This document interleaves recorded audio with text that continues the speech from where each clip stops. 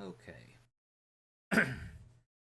So, last time you guys explored, you were on the trail of trying to find what happened to the people at the winery. On the way there, you decided to check out Argenvost to see if there was anything that could. As one of your tips from Madame Eva suggested that there might be something in the Argenvost that would help you on your quest to destroy Strahd. And so on your way there, you notice that there were tracks that had the same number of people that lived at the winery. So you think that maybe the people from the winery made their way towards Argenvost Holt, I should say. As you made your way inside, you found a dusk elf who had been badly injured from an attack by some blights and stuff outside, and he had been taken up refuge in there. He had been out looking for a missing Vistani girl from the Vistani camp that's near Valaki, and hadn't yet to find that girl. Um, so he was kind of like hanging out until he was certain that that she would either be found or maybe enough time had passed that he could return without getting the wrath of the leader of the Vistani. But he did let you know that he did see the family of the Mardikovs coming through, and so that they were there briefly, and then they took off, heading. They were heading for Wallachia, is where he thought they were heading. Um, and so you explored the rest of a little bit more of Argenvost Holt while you were here, running into Vladimir on the third floor. Vladimir is basically he has the item you're looking for, but he is not willing to give it up until he is relinquished of duty by the Holy Beacon. You also had a run in with kind of a ghost of Argenvost who had told you that you needed to show them the light in order to release his knights from their revenant phase of existence. Unfortunately, the only way to do that is to return Argenvost's skull to the rest of his remains, which are in the cemetery in here.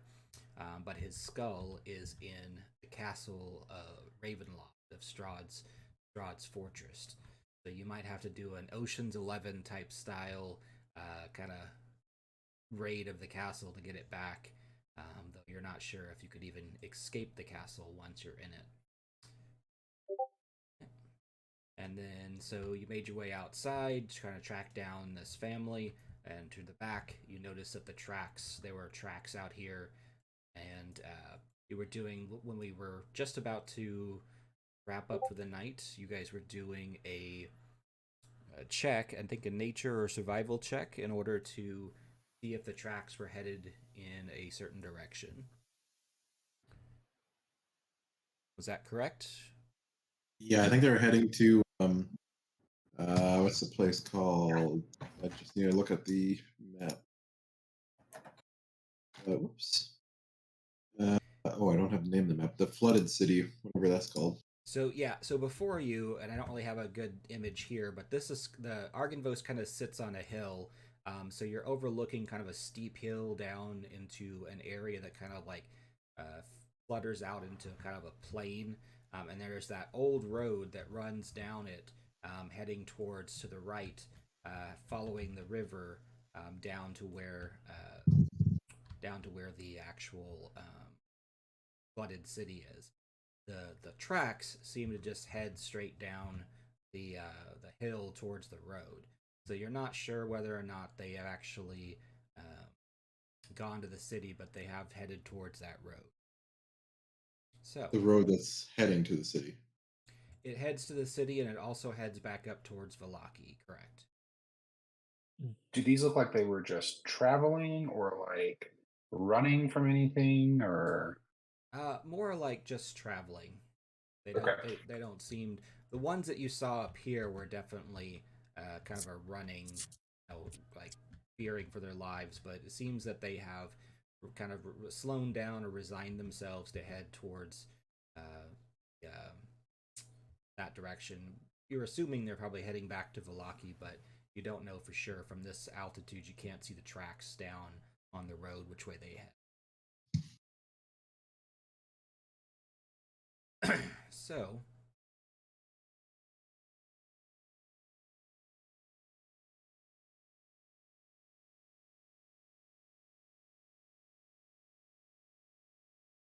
save this.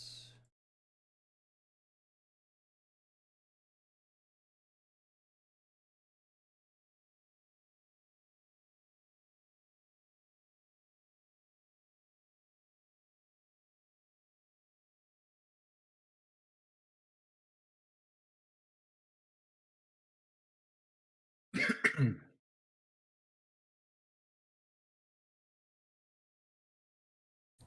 right, this is the long load map, unfortunately. All good. Yeah, I think I put too many trees in it, so it causes it to load slower than I'd like it to. It's too pretty.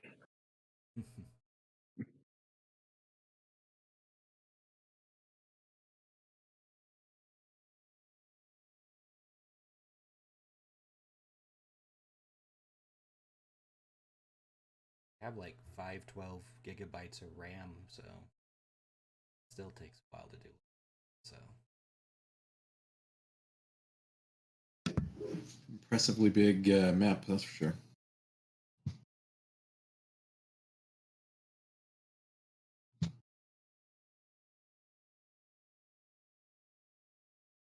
I think it's the animation stuff actually. If I dropped off the animation of the clouds and the fog, it would.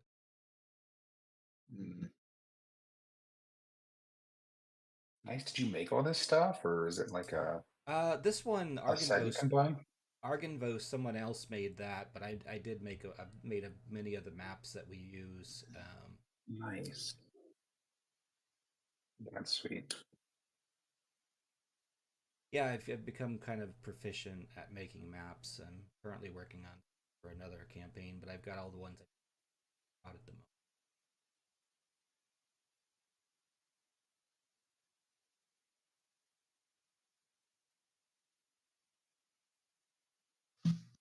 Yeah, it's only got 164 components compared to other ones that are higher. I think it's just.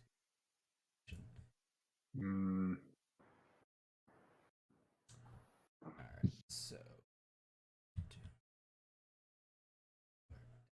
Okay, so you guys are like up here next to Arkenvost. And the tracks lead down towards that road. So off in the distance, you can kind of see where the water has kind of flooded into a plain area. You can kind of see the ruins of some old buildings down that way. Heading down the hill down to the actual road is where you're following the tracks to. So when you get to the road, you notice that the tracks split. One pair of tracks is like a single person has gone down this way. The other tracks head to Valaki. Kind of more interested in following the guy that went to flooded village. What do you guys think? I mean, it's kind of on the way-ish, right? Or is that the other direction? So Valaki is back over here. So Valaki's nestled next to the lake Zarovich. The way south heads down to the village of Berez down here, the abandoned village. Gotcha. I mean, I'm down to follow the solo guy. Sure. I'm kinda Presumably. curious Oh, you sorry. too. What was that, Jack? I was kind of curious about the solo dude too. You can always come back to everything, right? Yeah, and presumably the rest of them made it to Valaki. Presumably. Yeah, what were you chasing these folks for? Remind me. So they are the members of the Mardakov family who owned a winery over here. When you were coming down from the temple, Amber Temple, you could see smoke from here, and you're kind of under the impression that it was attacked by the druids you had once saved it from. And in Valaki is where Erwin, who runs the Blue Water Inn. He is also his family members run the winery, and he'd asked you to go check on them to see if you could find them. He's been worried about them for so ever since they stopped coming, and people see smoke coming from that direction. So Gotcha. Yeah, I mean, I guess it makes sense to chase down the one family member that didn't come back. Do it. Oh, I mean,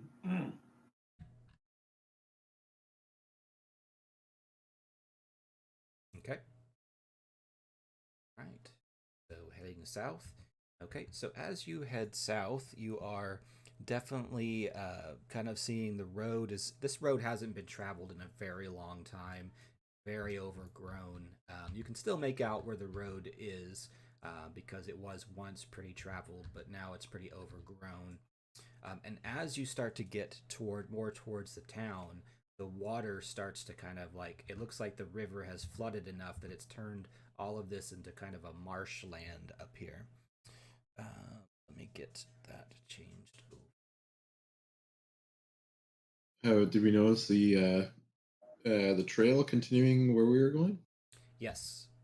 Okay, Yeah, and great. it's pretty obvious because it's all kind of muddy here, so you can definitely see where he has made big. This person has made big steps. Gotcha. Yeah, I'm guessing by the strides, you can kind of guess that it's probably a male. So, Great. right. So,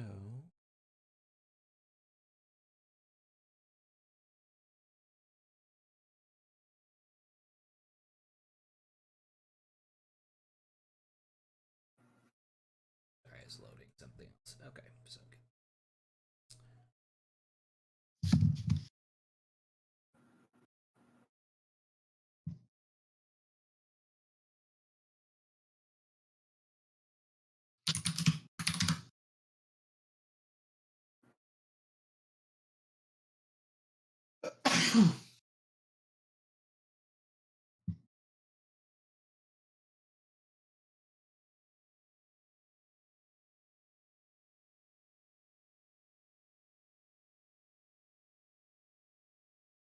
I'll take a second.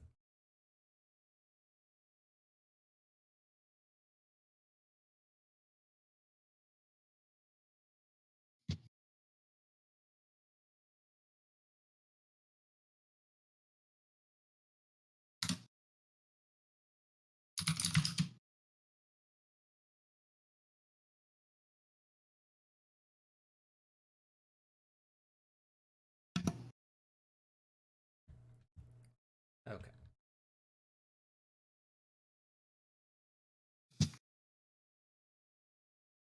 So the trail hugs the river for several miles. Dirt and grass soon turn into marsh as the trail dissolves into spongy earth pockmarked with strands of tall reeds and pools of stagnant water. A thick shroud of fog covers all. Scattered throughout the marshland are old peasant cottages, their walls covered in black mildew, their roofs mostly caved in. These decrepit buildings seem to hunker down in the mire as though they have long since given up on escaping the thick mud. Everywhere you look, black clouds of flies dart about, seemingly hungry for blood. The fog is much thinner on the far side of the river, where a light flashes amid a dark ring of standing stones. So over here is that standing stones over there, but this side of it's kind of foggy and marshy over on this side. Let's go ahead. There's no bridge or obvious way to cross the river? No, but it's not a fast flowing river in any way. Okay, so we can and is it deep? You can't tell for sure, but I mean, most of it's kind of flooded out onto these plains, so you're not entirely sure how deep it is per se. Okay.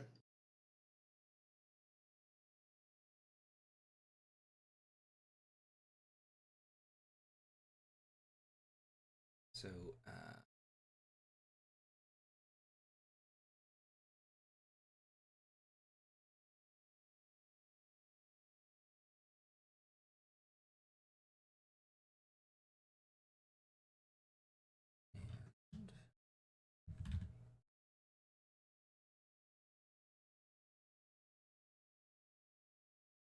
just kind of following along with you here since you helped him out. He's not in any hurry to go home, anyways. So, all right, I'm gonna use because this is a kind of a bigger map. Each of these squares is supposed to be like 50 feet or 100 feet. This is like a huge area. So I'm gonna scoot these guys over here for the one place where we might actually need them, or until a battle happens. It's the player.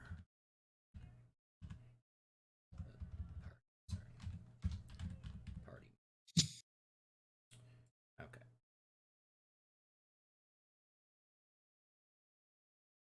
Are we still seeing tracks Yes. at this point? Yes, you are still seeing tracks.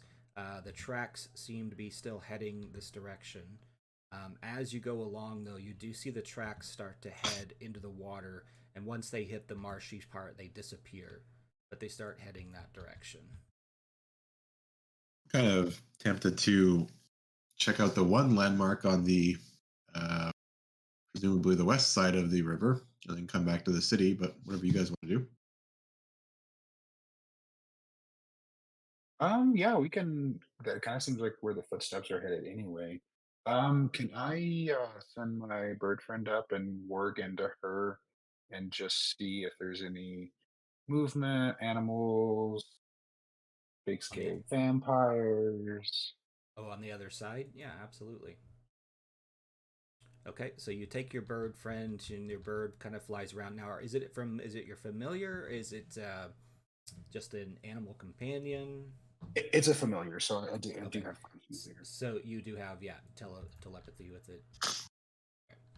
So basically, what it sees is it flying around. There seems to be a human-looking person down there. You've never seen them before, but they seem to be watching your bird as though they know that you can see, and they're waving you down there. It looks to be a man, probably a little bit around Irwin's age, but he has some similar features to Irwin Martikov.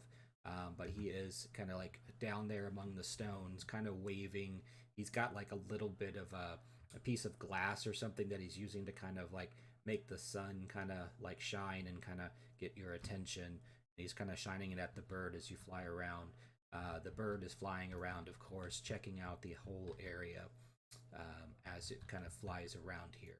The center of the village, there seems to be a huge, kind of like ugly looking tree with a house on it, and you can see kind of some smoke coming up from the chimney. There's also a big pen in the center that has a bunch of goats kind of in that. There doesn't seem to be any gate to the goat or to the pen though. It just looks like there's a big fenced pen around there, but with like huge posts that no normal person would be able to just like jump over. So you're wondering how anyone could even get in there. The rest of the town, there seems to be the ruins of some old mansion here, the ruins of a church, and then there seems to be a graveyard, a flooded graveyard, a lone statue over here on the side, and then basically just a bunch of ruined houses as your bird kind of flies around and comes back to you. Okay, I narrate all that for simplicity. Okay. I guess let's go to the dude, though I'm a little suspicious. Kind of on the same page. See what's up with that guy. Okay. All right, so you start wading out into the water. Exactly how deep the water is. Deep enough.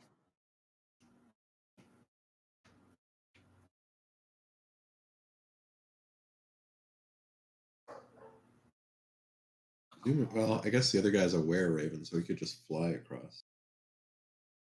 Who's a were-raven? The Martikov fellow? Yeah, he I was could. gonna say. Yeah, but you gotta. He's kind of like waving you over. The river itself is about. You can see that it's not very deep. It's more like maybe 5 feet at most. So Stumbleduck will have to swim, but everybody else can kind of wade through. Okay. All right, so you kind of like wade through the water. Takes a few minutes to get to the other side. Stumbleduck's kind of dog paddling his way across, cursing the entire time when he gets across. He pulls himself out, does a little kind of like his barbarian nature. He does like a dog like wiggle and try to knock the water off of him. It's all up in my beard. And he gets a little grumpy as he's walking towards, like, wringing out his little hides and stuff like that he's wearing. Better up the beard than elsewhere. I suppose so. So as you guys approach, those of the party that had visited the winery, which is everybody but, well, actually it's Baralak, because Dead Guy's new character, Zach, had not been there. Shit. So, Baralak, you recognize this as one of the guys, as one of Davian, who is the older man that who ran the winery. You Yep. recognize him as one of his sons. Okay. I'll say hello again. Yeah, get over here. Get out of the sight of the village. So he kind of waves you into the standing stones, and you see him looking back across the village very nervously. What are you doing here? Well, we're actually looking for you and your family. Your brother, I guess? Your brothers are worried in Valaki. Oh, Erwin? Yeah. Yeah. It's kind of surprising, but I guess it's not that surprising. He did send you guys down to help us before, so no reason he wouldn't do it now. Well, Yeah.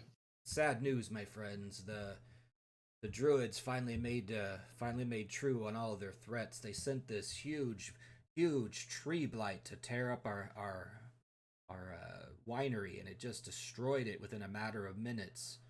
There's nothing left of the winery. Terrible news. Oh, Not horrible. Not that that would have done us much, anyways. I mean, we didn't have our gemstones. It's the druids had already stolen one, and I think they probably used it to power that tree blight. To be honest, because I think I saw its green light coming from inside of it. But so we decided to make haste back to the Blue Water Inn and see if we could get Erwin's help to maybe retake the winery and rebuild. But we got to Argenvost and found, oh, there he is. Hey, how you doing? And he kind of like waves to the Dusk Elf. The Dusk Elf kind of just gives a kind of a solemn wave back. Ah, yes, we met that fellow, and we were on our way back to Valaki to meet up with Erwin. And I told them that I wanted to go see if I could find the. We have a feeling that one of our gems was stolen by the witch that lives in that hut, and he kind of points over at the hut that's on the legs over there. Yes. Her name is Baba Lysaga. She's an old witch that's lived here for, some say, a couple 100 years since this town was destroyed. Can't be right. That would make her a little older than she should be. But they say she uses magic to keep herself young, and bathes herself in blood in order to take on its life essence and keep herself alive. Goat blood, perchance? Possibly. I'm not sure what kind of blood, but that would make sense since there seems to be a pen of goats on the other side as well. But I think she's stolen one of the gems that we use, and I was going to see if I could get it back. Because if we rebuild the winery, it's not going to do us any good if we don't have one of those gems. Not much grows in this land without their power, so we wouldn't have any chance of keeping our winery going if we don't have at least one of those gems back. I see. Well, you could certainly be of aid in that endeavor. Well, that would be most helpful. I got here and was kind of scoping it out and realized I might have been bit off more than I could chew by myself. So, seeing you on the road here was a bit of a bright surprise for me. I was hoping you would see my flashing signal and saw that you set out the bird, so I figured I might be able to flag down the bird and he would go back to you or tell you what's going on. And sorry, why did you decide to split from your party? Just to come after the stone? Was there another reason? Nope, just to come after the stone. Fair enough. Like I said, we can't really rebuild the winery without it. We can build the house back, but the plants will eventually die and won't be able to grow back. Once they're gone, they're gone, so. Fair enough. Sure, Irwin will probably get together a group of people to retake the winery and rebuild, but we need to find out where that gym is. I'm not even 100% sure she has it. We just assume she might have it because she has these little animated scarecrows that she sends out across Barovia, and I saw some of them that night that we lost the first gem. So I think she stole it, used them to steal it. Okay. Do you have any info about her that might be useful for us to take her down?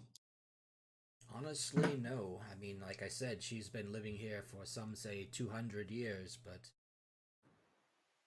everybody avoids her, gives her space. Most people who come to this town don't come back, so we don't really bother her, but she sends those scarecrows out every once in a while, and taken down one myself. It's nasty little boogers. I don't see any of them out there, though. They're usually standing guard, but I don't see any of them out there. Okay, fair enough. All right, well, I guess there's nothing for us to do other than, approach her and see what we can do. I can do that. I'd be willing to help you out as best I can. So Excellent. Join the party. Okay. I think we'd very much appreciate that.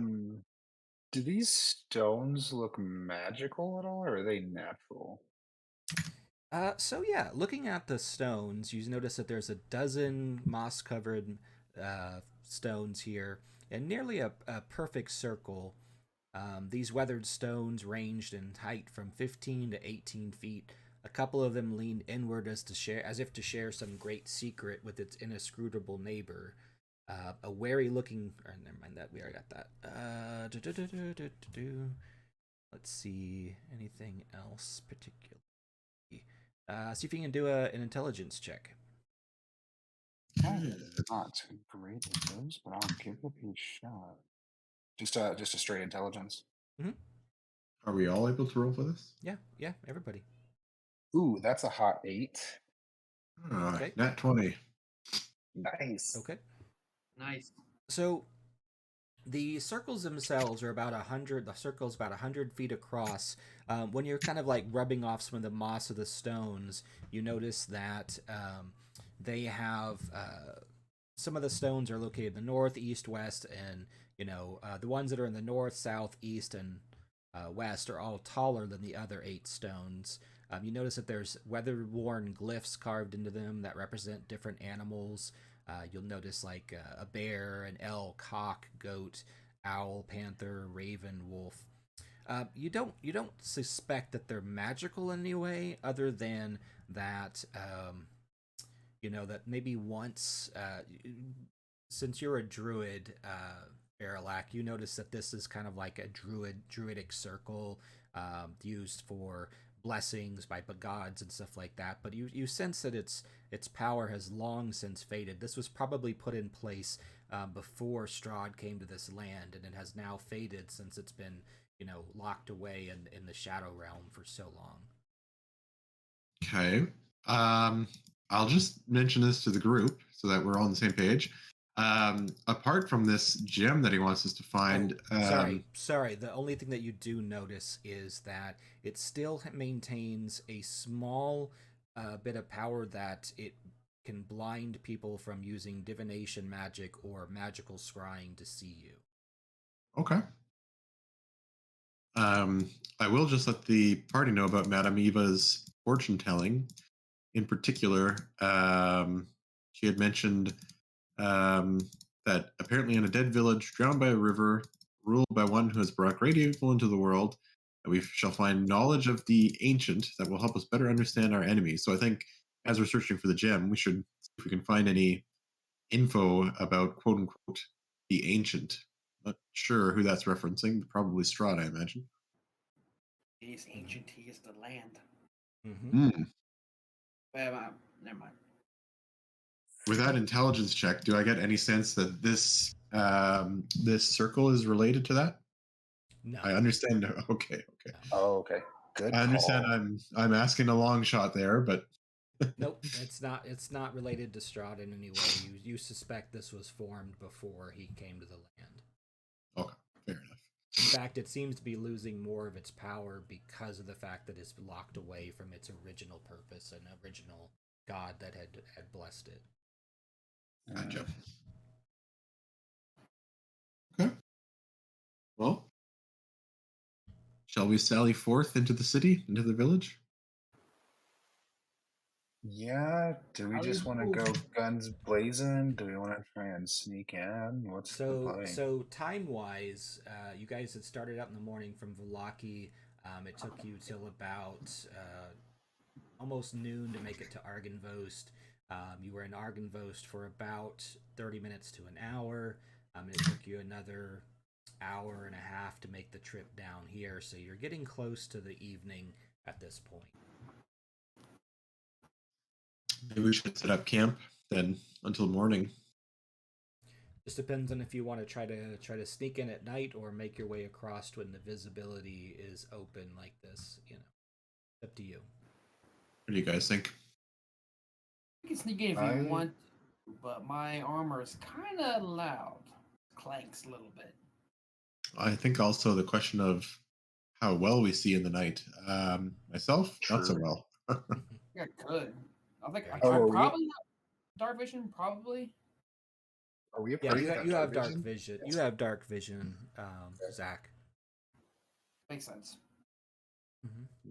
Yeah, morning sounds better than for all of us. Yeah, we could probably rest in this circle as well, considering it protects us from scrying. I mean, what that's worth. So Yeah. go to sleep, and then tomorrow morning go in guns blazing. Is that the plan?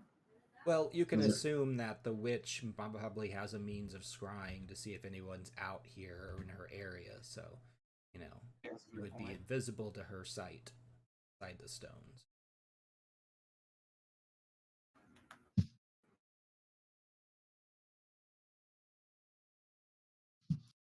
Especially like that plan then.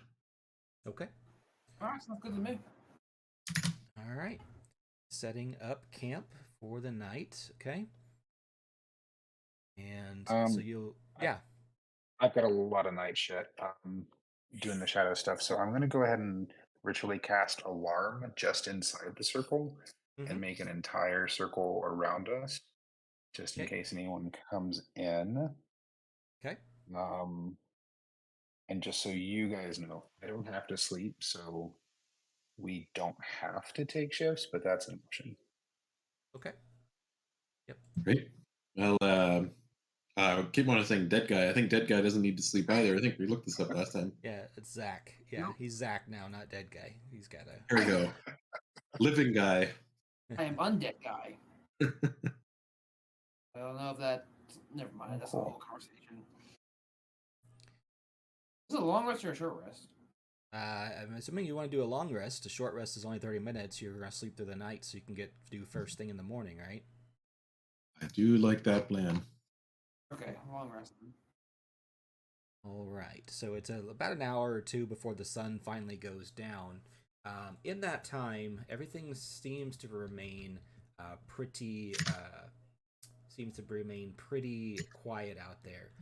Just before dusk, though, you see off here from the hut, you see something kind of rise up. It looks big and white, but you can't make out exactly what it is. It kind of looks like a skull, but you can't tell what it is in it exactly. And it floats over to where the pin is, and you hear the sound of bleating as one of the goats is being grabbed or something. And then you see it finally gets like cut off of the noise, and then this thing flies back to the hut, and that happens just before darkness. Hmm. Oh shit. Okay. Good to know. Can we send the familiar out to take a look? Yeah, Sure. let's do that. Um, can I keep it like high but still within the circle to not be scried on? I don't know how that works. Spear or what? So you mean like straight up from where you're at? Yeah. I don't know if Um, that's too. I think that would be once it leaves the area of the top of these things. I would feel like it's scryable, but Okay. she'd Well, have to then be let's just. scrying at that time, and so there's a Sure. chance All right. she's We'll not. just. We'll send her over there to kind of keep an eye out. Okay. So where do you want to send the bird? How What's close do you 100 want it? feet on this map? 2 squares? Single square. Single square. Different DMs kind of rule differently. What's your like telekinetic rules for familiars? Well, I did let you go all the way around the map, so Oh, I would assume. touche. I guess I'll keep her perched on one of the houses. Okay. All right. So, like one of these houses over here. Sure, sounds great. Okay. So from there, you can see as you kind of fly up and land there, you see an old crone kind of kind of floating back up from the house, and what you see in the house itself is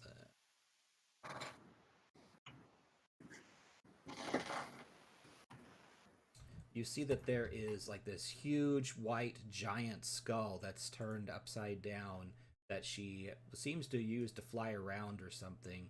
You also see that there is a cage on both sides. One of them is full of ravens, and the Uh-oh. ravens are beating their wings and stuff pretty heavily, trying to escape. And she goes. You see her go inside the house.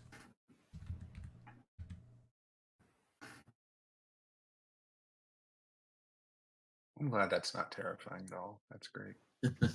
I'm suspecting those ravens are were ravens, presumably. I eat were ravens. Yeah, you see this old crone kind of go up. You see her like land on her porch in front of her door. She kind of floats up there, and you see her take her like little staff and like bang on the side of the cage. Shut up! And then you see her go inside. She's carrying under one of the arms. She's carrying her the goat that she has killed already. Okay. I will let everyone know what I'm seeing. Not disconcerting at all. Well, on the plus side, they're not children, so that's a win. That is true. You don't know that they could be polymorphed. Wait till we get to children. the back room. Oh, that's even more horrifying. Oh my god. They could be what, sorry? Polymorphed children. Oh. You Turning never into a know. goat and all right. I guess I will, since I've broken the seal, I will just kind of keep bird friend kind of flying around doing natural bird things, but keeping an Okay. eye out through the night. Okay. So the night starts to creep in with that. Your bird friend notices that there's lights on in the shack, but you can't really tell what's going on in there at all. Hmm. You it can smell the very sickly smell of blood though. So sounds like she's pouring blood or filling something up with blood from the goat. All right. So gonna roll for encounters. So you're staying awake. Yeah, and I do the hide and shadow thing so I can just be invisible throughout the night and just not move or sleep. So your character is a human, right? So what is the thing that makes him Yes. not have to sleep? So it's a weird ass building. Okay, it's an invocation. It is do aspect of the moon. They no longer need to sleep and can't be forced to sleep by any means, and they gain the benefits of a long rest while doing an activity. Nice. And then I also took one with shadows, and that's when I can become invisible for an action in light Nice. or dim light or darkness. Cool. Cool. I'd kind of like the aspect of the moon myself on real life. No any longer need to sleep. All the stuff I could get done. That'd be awesome.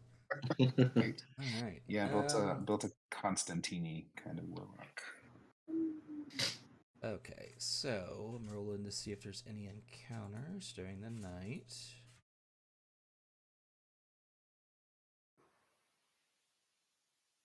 Doing one roll for every 2 hours. Big money, big money.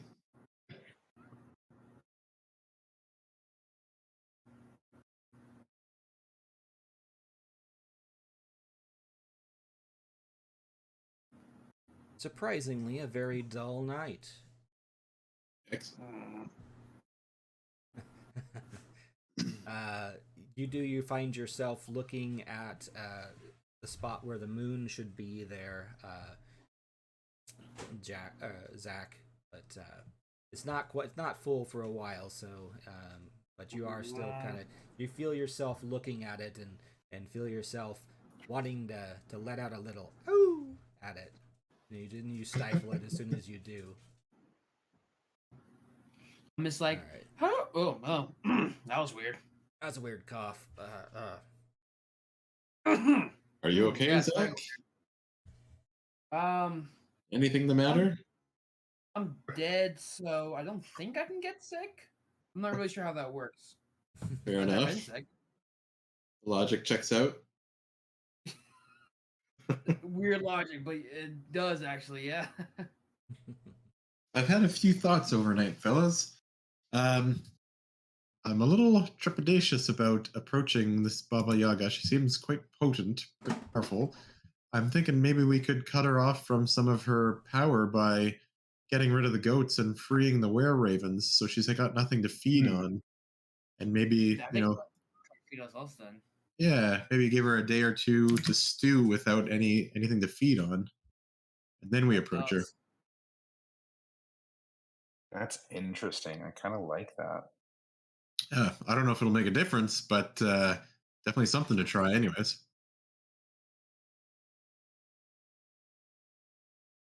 I kind of just want to do some fuckery just to experiment. Sure. Is that cool with you guys? What's your definition of fuckery? You mean like So what I'm suggesting? Oh, actually, let me ask you a DM question first. Yeah. This does kind of push things, and I'm sorry, and it's a little fuckery.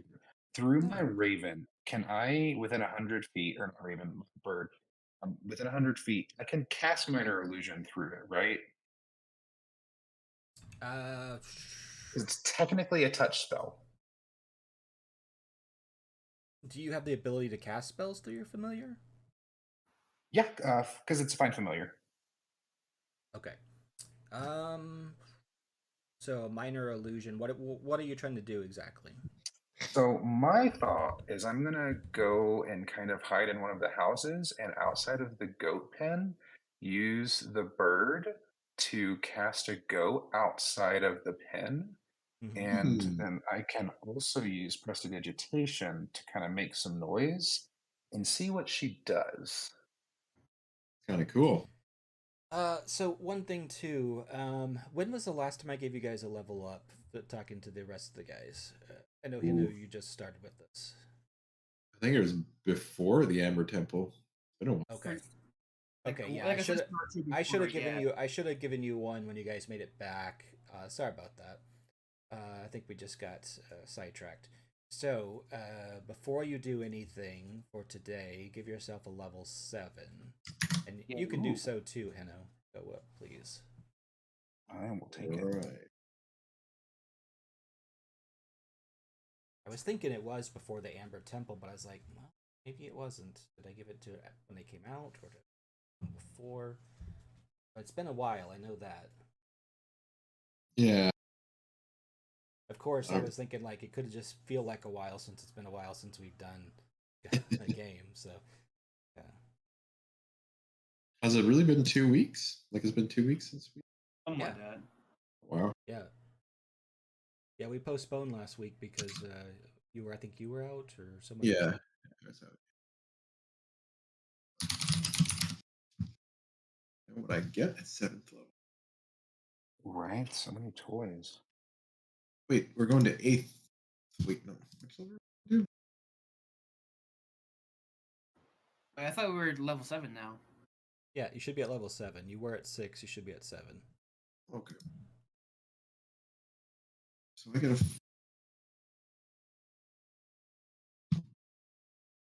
Wait, what? I already have 4th level spells. Oh, I see. It's just upcasted spells that it's showing. Uh-huh. Very confused there. Okay, DM, if it's cool with you, if it's a fiddle, I'm gonna pick some shit, and then if it's cool, I'll change it over the next week. Sure, no problem. If I find stuff I like Mo better. Yeah, I kind of put you on the spot, so I'm cool with that. Cool.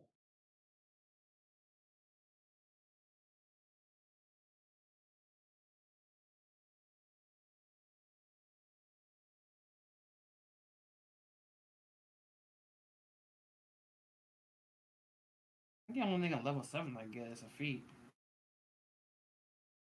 For Paladin? I'm trying to figure it out. I've never played Paladin before. I guess something called Aura of the Guardian? Aura of the Guardian feat gives you an interesting way of using reaction to prevent damage that your allies take. When a creature within 10 feet of you takes damage, you can use your reaction to magically take that damage instead of the creature taking it. Wait, the creature or my ally? You can use your action to magically take it. I guess I can apply to any creature. The only thing I get? Now I'm coming Oathbreaker. That sucks. I mean, you could just not do things to break your oath. Yeah, that's kind of something a nerd would say. That's kind of lame if you ask me.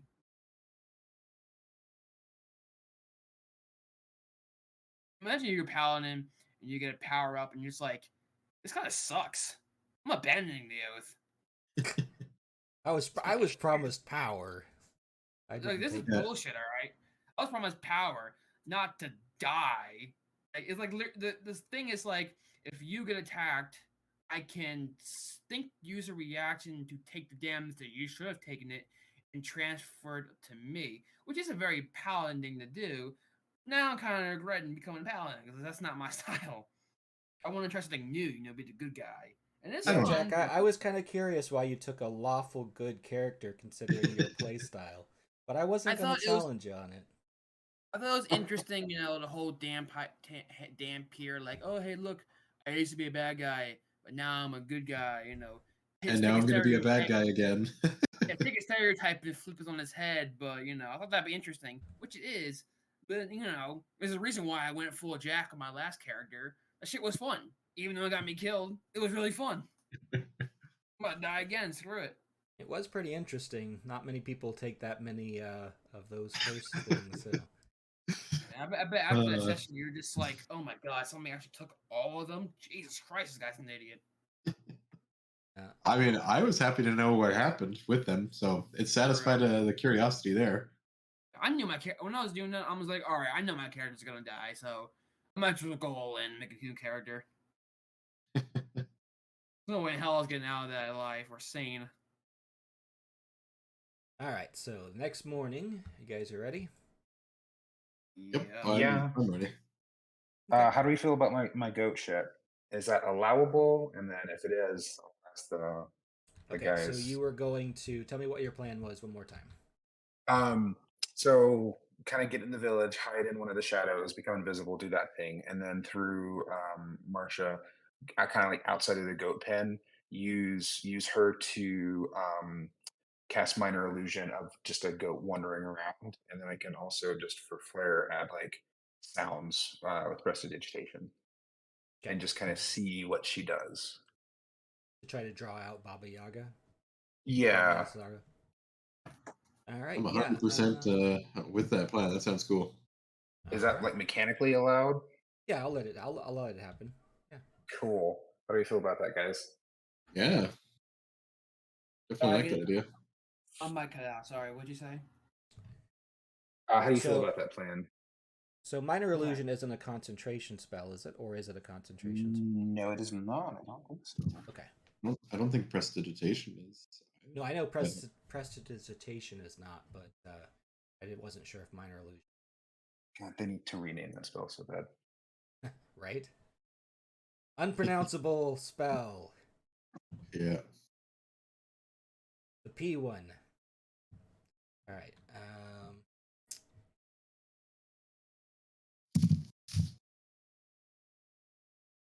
Well, what's interesting is they have the thaumaturgy from the spell as well. It's essentially the same thing, so it's like just use one over the other. Don't have both. Yeah. Right. I think that's the druid one, eh? Or the cleric Yeah. one? The cleric one plus like the tieflings can use it and all that. Okay. Oh, yeah. All right. So, you guys heading back across the river then, right? Sure. Can you tell me what you're doing? I mean, I'm not.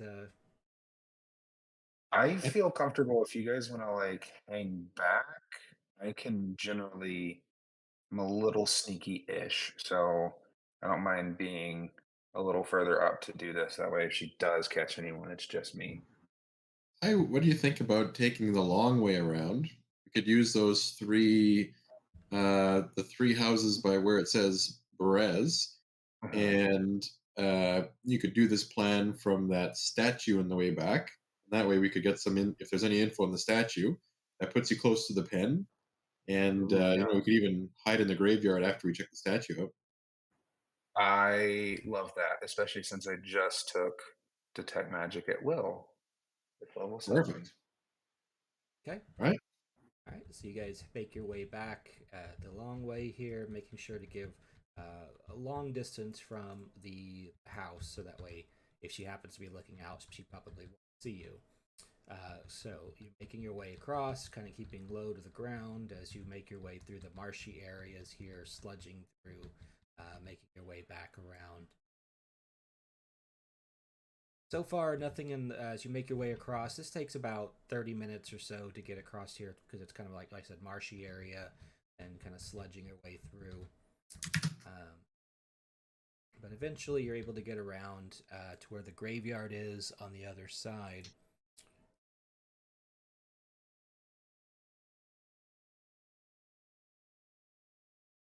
There.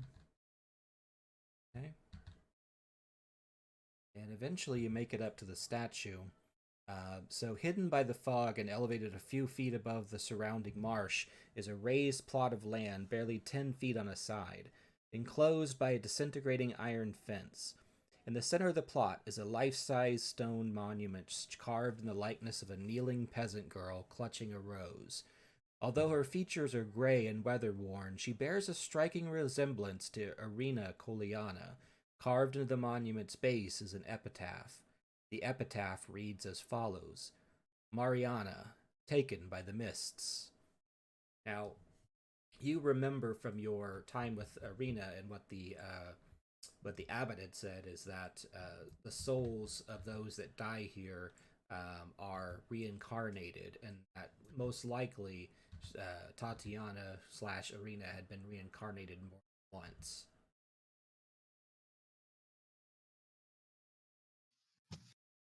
Okay. That did not net us a lot of information, but fair enough. Just for the hell of it, to play with the new toy, Mm-hmm. Eldritch Sight, so I'll do Detect Magic at Will for free. Yeah. Any Okay. 1 second here. You don't see any magic or anything from that. No. Uh, yeah, you don't see any magic on it at all. Give me 1 second. I gotta check one thing here. I know that one of your things is here, but I can't remember. There's a couple of spots it can be. I gotta go back and check where it said it would.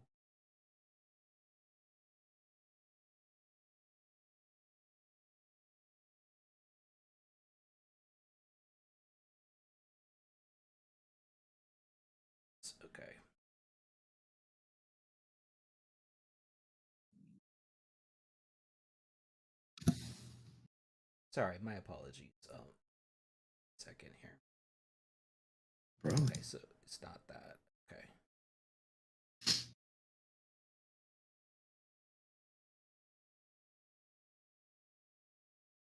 Okay. Yeah, so you don't see any magic or anything there, but while you're kind of studying it, you do notice that it is. It seems like the statue has the dirt has seems like the statue has been moved a little bit. Like the dirt is clumped Mm. up and stuff. Let's push it over. Just desecrate it. See if there's anything underneath. If it's been moved, maybe there's something hiding. Okay, you need a Yeah. strength. You need a strength check. I stab it. I nominate Stumbleduck. All right, I can do this. Give me 1 second. Here's your can of spinach. Kind of spinach. What do I look like? One of them elves? I don't drink spinach. Eat spinach. It'll make you big and strong, or at least strong. I don't know about big, but Give me a pint of ale to make me strong. Jeez. All right, let me get it. And he reaches down, grabs a hold of it. Nope, he's not able to. Guidance, by the way. Oh, sorry. Okay. Yeah. So the second, so yeah, I gave him a. He kind of used a rage there to try to do that, so he got it on the second one. All right, so to give advantage on his check. So he used a rage. See him get mad at the thing, so he rages up. All right, so that's that. And he's able to knock it over. As he does, the statue kind of like lifts off the ground and kind of like falls over backwards. As it does, you see the dirt around it. It looks like something may have been stuffed there at one point, but there's nothing there at the moment. But the ground around you does break open as several bodies start to rise from the ground. Let's see here. Shit. Who would have thought that desecrating a gravesite in Barovia would result in bad things? It was Right? perfectly innocent.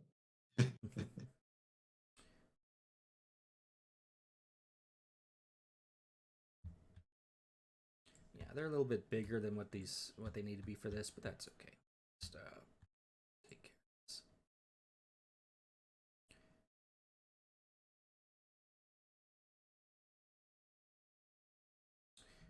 Right. So yeah, six looking kind of like zombie like corpses stand up out of the muck around this, kind of all circled around you. Who saw that coming? One other question: Did was there before we start this encounter? Was there any inclination that there was like a cavity in the statue or a? No, it does Yeah. look like there was something underneath at one point, like there's a hollowed out spot. But maybe the movement that you saw looks like someone maybe had already taken it. So Okay. whatever was under there. So like you're looking at it and you realize that it had moved at one point, but whatever was under there had been taken already. gotcha. Right. So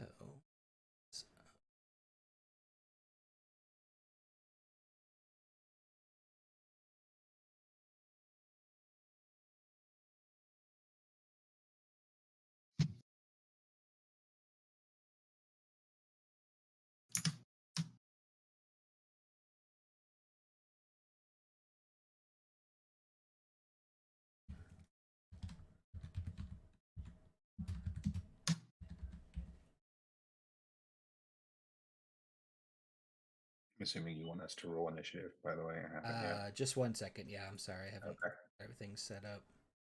No, you're good. I would have set it up sooner, but I never know if you guys are actually going to do something or not, so I don't usually set these up ahead of time always. Unless I'm certain you guys are going to do it. Like, you're predictable in some ways, but not always. Gotta keep you on your Which toes. buttons do we push? What's that? I'll just tell you when you... Yeah, I'll tell you. Alright. Now you can.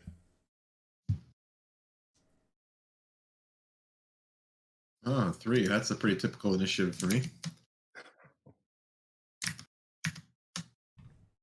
Nothing abnormal there.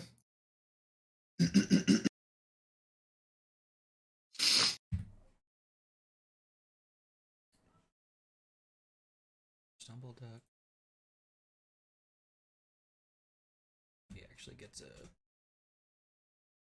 gets advantage on it because he's got skill to roll.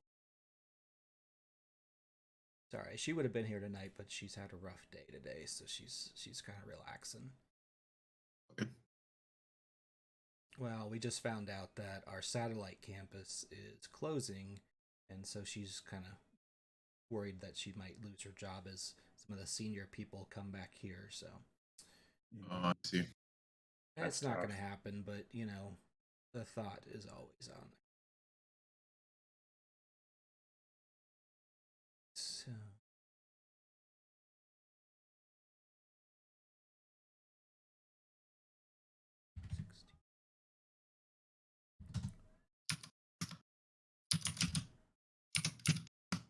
Okay, so the first to respond is Stumble Duck. Aye, about time. Bring it on. I've been looking for something to fight, and now I'm all jacked up on my rage. So he just runs forward and attacks one of these walking corpses here. Right. That. Oops, wrong. There we go. Attack with one axe and with the other for his bonus action. So, nat 20 on that second one. Very nice. It's 2. Both of those are going to hit. So he tears into this guy, just like hits limb for limb, just destroying this corpse. As he does, though, you see his face go from happy to just horrified as he starts breaking off pieces of this corpse, and out explode these swarms of poisonous snakes, like kind of just start spilling out from the inside of this thing. Jeez, okay. Yeah, I'd like to vote no. I don't think I like this place. I'm just gonna I don't shit, have what's that a word? snake swarms. What's this thing? I like to disengage from this. Is the undead dead, or is just making snake swarms and still doing its thing? Yeah, it's dead. Like when he started carving into it, like its limbs started coming off, and its chest burst open, and basically these snakes were like making it move, like animating its body. So they just started pouring out onto the ground. He's going to use his second attack though to attack the snakes. Ah, blast it! Poisonous snakes! I hate them. He's going to cut into them for that one.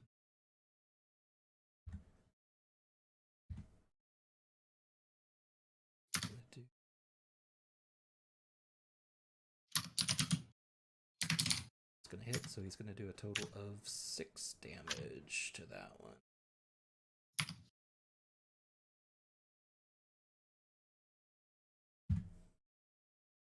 All right, Henno, you're up. Okay, I'm trying to figure out.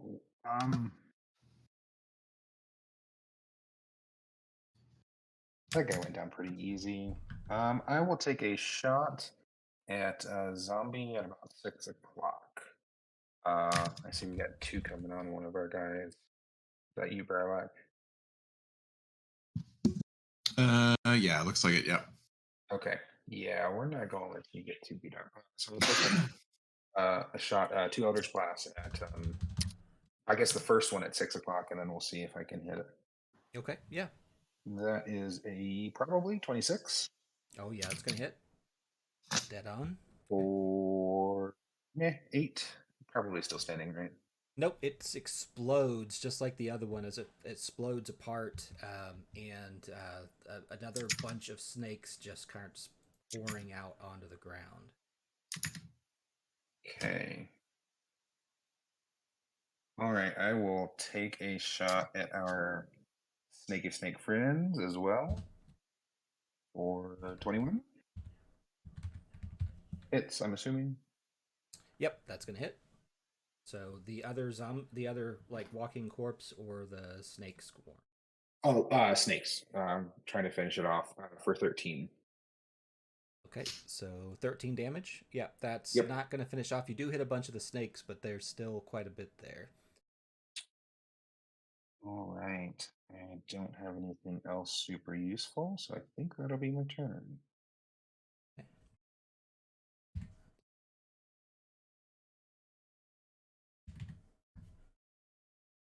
And just for future reference, because I'm not as familiar with the party, who all is just like melee only damage? So Stumble Duck. Stumble Duck is the only really melee only character here. Okay. Pigwin is a ranger, so she's got some spells and stuff, but Okay. yeah, Stumble Duck's really the only melee only kind of character. And Jack or Zach, do you have range stuff? Do I have any range stuff? That's a good question. Let me check. He might have a crossbow. I don't know if he took a crossbow or not. I didn't. I have a javelin. That's about it. A single javelin? Yes, it doesn't say javelin. It said javelin. So, oh no, wait, I have 5 of them. I have 5. He's saving that one for a special occasion. Okay. Yeah. I mean, I could throw my weapon, but I don't want to lose it. So technically, I Okay. can be ranged. Everything's a Well, ranged weapon if you throw it. Exactly. True. That's my turn. I'll consider ring fire next time, but that'll be Okay. it for now. All right, so this swarm of poisonous snakes that Stumble Duck attacked is going to attack him. It's going to try to do a bite. Ooh, that's going to hit. So he's going to take 7 piercing damage. And let's do a Constitution saving throw.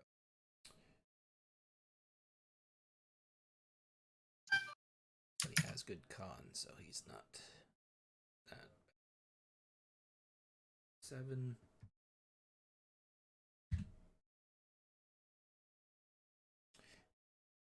Another 7 from the poison.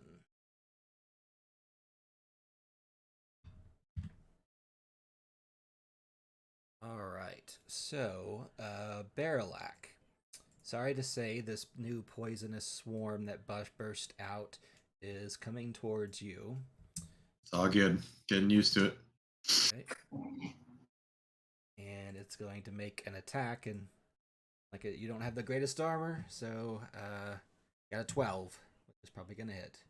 I have 10. Yep. Yeah. Got to get you some armor. Or some dex. Work on your speed. All right. Yeah. Okay, so you're going to take 7 piercing and need to do a Constitution saving throw.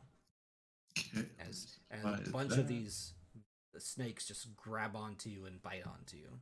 Oh my god. Well, I rolled a nat 1. Okay, so take some poison damage from that. So 14 more poison damage. So 21 damage total. God. Okay. I'm basically 50% HP. Luckily, the other's like zombie thing is still in walking corpse form, so it instead comes up and tries to hit you with its fists,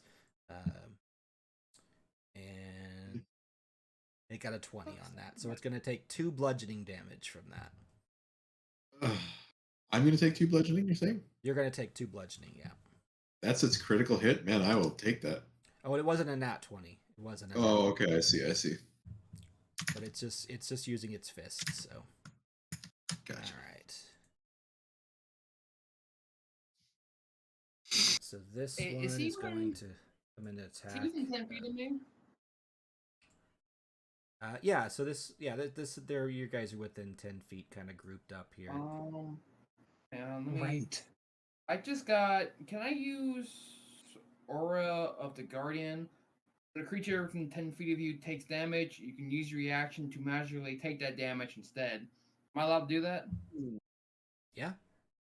Clutch. My So- act, my character. How much are you soaking? Right now I have max health. Right now, 53 points. We have almost the same health. I will still take you up on the offer. And then I think I can use I have a healing thing. I think I can use on myself because it's not a traditional healing spell. It's like the pool of healing points. Actually, can I use that on myself? Let me check. You have a pool of healing powers that can restore 35 HP per long rest. As long as you can touch a creature to restore any number of HP in the pool. You're talking about your lay on hands. Yeah, lay on hands. Doesn't say Yeah, like doesn't say I can do it. You can lay on hands on yourself. Okay, because I still have 2 attacks. So one I can heal myself, and now in the second attack I can attack. So so you have an action. Your action can include 2 attacks, but if you use a spell, that's a single action or a feat. But if I use one attack, then the spell. It doesn't work that way. Yeah.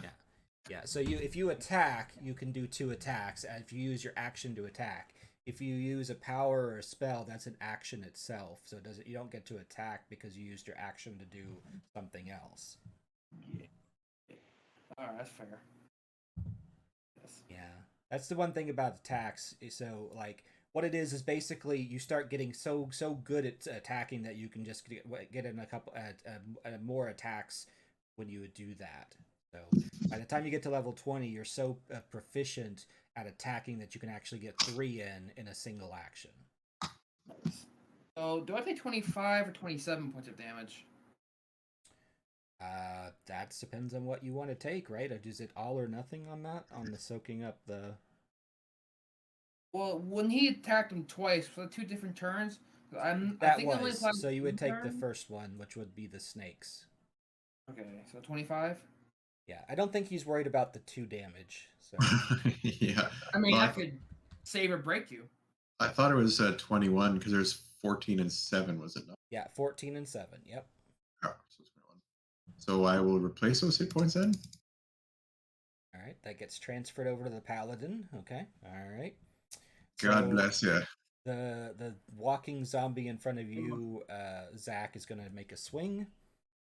Hold up. I take it back. Take the damage back. I don't want it no more. Okay. I have to transfer it over again. I break the oath. It's not in snake form. It's just in the walking corpse form. So it's going to hit for 21, but only 2 bludgeoning damage. Yeah, I took that. Yep. So it is Pigwin's turn. Pigwin is going to take her rapier or her longbow and shoot at this one that's a few feet away here. Try to break it apart. Gonna shoot that. That'll break it apart. She's gonna shoot at the bunch of snakes that are coming out. Snakes? No, that missed the snakes. So her second arrow goes into the pile of snakes, but does not. Berelak, you're up. All right. So everybody's too close for me to Thunderwave. Okay.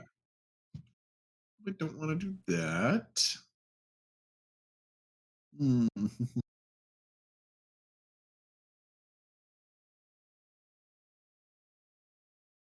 Yeah, for the purpose of the fight, these squares will be counted as 10. So. Oh, good. That helps. Thank you. Okay, so, well, yeah, I imagine I'm still within... Yeah, I'm still within 15 feet of allies. Yeah, yep. Okay. Jeez Louise. Well... do I want to do? I really should have picked more things that don't require concentration, but everything is freaking concentration. You know what? I will Fairy Fire then. 6 targets, right? I believe so. 20-foot cube. So they're 10. So 20 feet would go all the way out to here from you. Like that. Yeah. And so can I get everything but the snake pile on the left there? Correct. Yep, you get everything but this one. Okay. Yeah, I will do that. Yeah, so they need to fail a dex saving throw of 15. Okay. All right. Okay, so that one failed. Oop, one got a nat 20. Boo. Snakes. Snakes are dexterous, so we'll see how they do. Oh 16. no. Failed. Okay, so only the one that was in front of you of the snakes has the fairy fire. All of the walking corpses, except the one in front of Zach, has fairy fire on them. Okay. I was really hoping both the snakes would get it, but fair enough. I will take it. And that will be, unfortunately, the end of my turn. All right.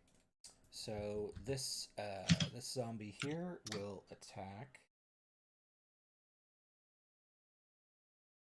It's gonna attack him.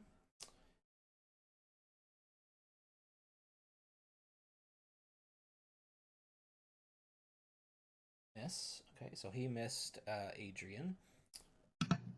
The other poisonous snakes over here are gonna go straight for Pigwin. Slither straight at her. Okay.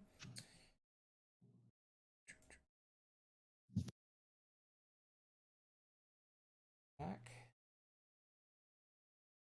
Oh, they get a +6 to bite. That sucks. All right, so they missed though. And Zach, you are up. Sorry, How did you get initiative 0? A negative -1 1. initiative. Okay. All right.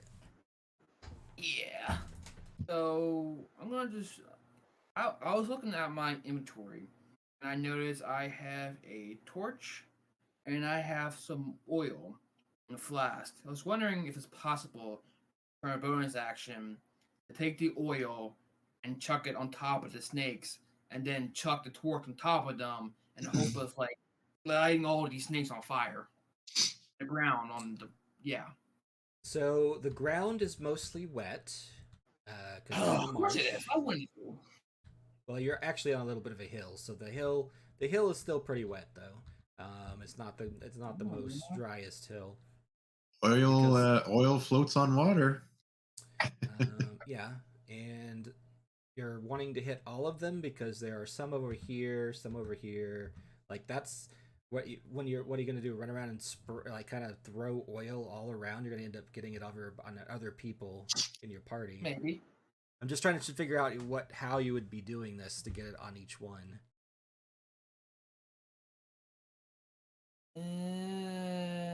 Forget. I'm just gonna heal myself. Okay. The simple way out. Guys think too much. Somebody lights things on fire. Damn. Pyromania, your next trait. I was not putting it down. I was like, I would happily see you run around just splashing oil on things for a turn, but I was trying to figure out what your plan was with that exactly. Yeah, I don't light my friends on fire, unfortunately. Not gonna lie, I kind of wanted to see where it was going too. I mean, I could do it if you want me to, but you guys, I might let you on fire accidentally. Just saying. Totally for the whole doing thing, other than lighting us on fire. Okay, so Adrian over here is going to change into his were-raven state. And he is going to attack with his beak.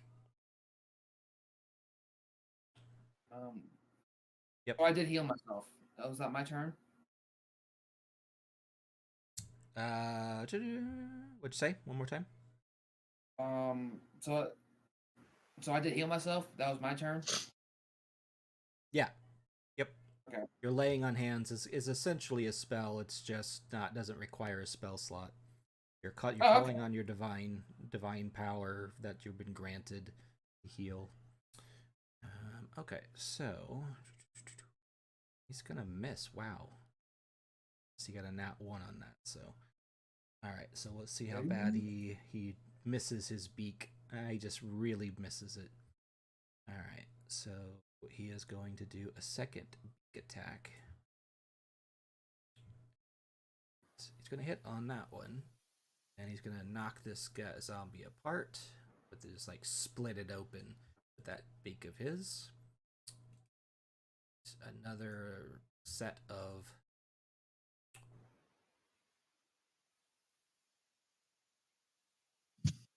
okay. And then our dark elf or dusk elf over here is going to take his weapons out and going to take his short sword, run up and join the fight with Pigwin here. I'm going to do 2 attacks with his short sword.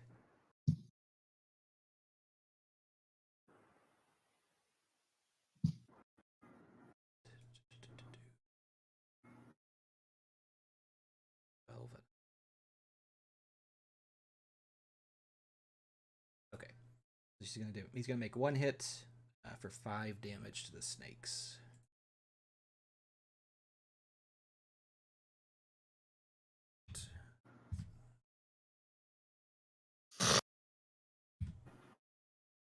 All right, so it's back to Stumbleduck. Stumbleduck, kind of seeing what's happening.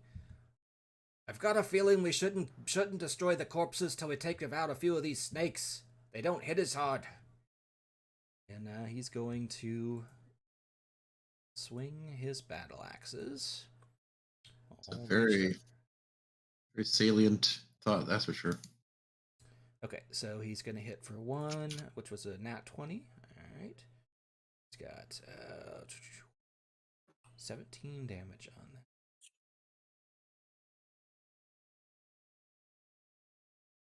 That snake that's in front of him. Okay, attack again.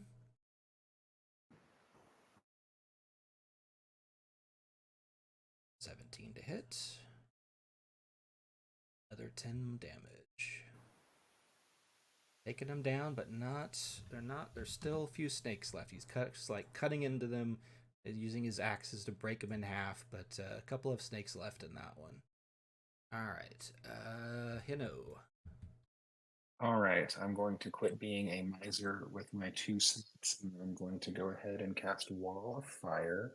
I'll make a it's a little blobbish. I'm not quite sure exactly how to do it, but I think I can make like up to a 20-foot diameter ring around us. The inside of the ring doesn't burn, but I think I can do it where it catches most, if not all, of the dudes for damage. Ooh, wait, I think that probably picked up that. Alright. Okay, so 20.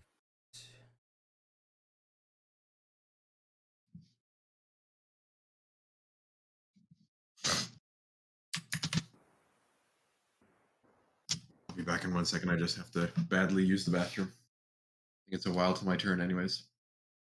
Okay, so... and it's up to, so I can make it a little smaller. Okay, so we'll scale it.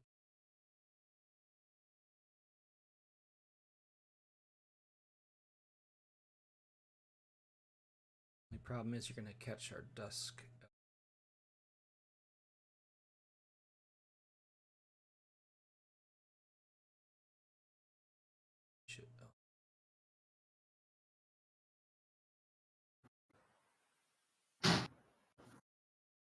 Yeah, I think I can probably kind of tighten it in a little bit and catch all of the enemies, right? It looks like I can. If not, that's fine.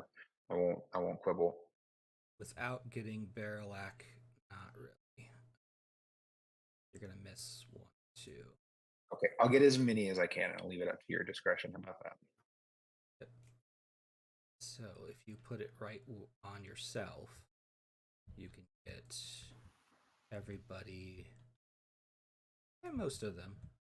Yeah, I'll say that because it's a big flame, so it can touch them.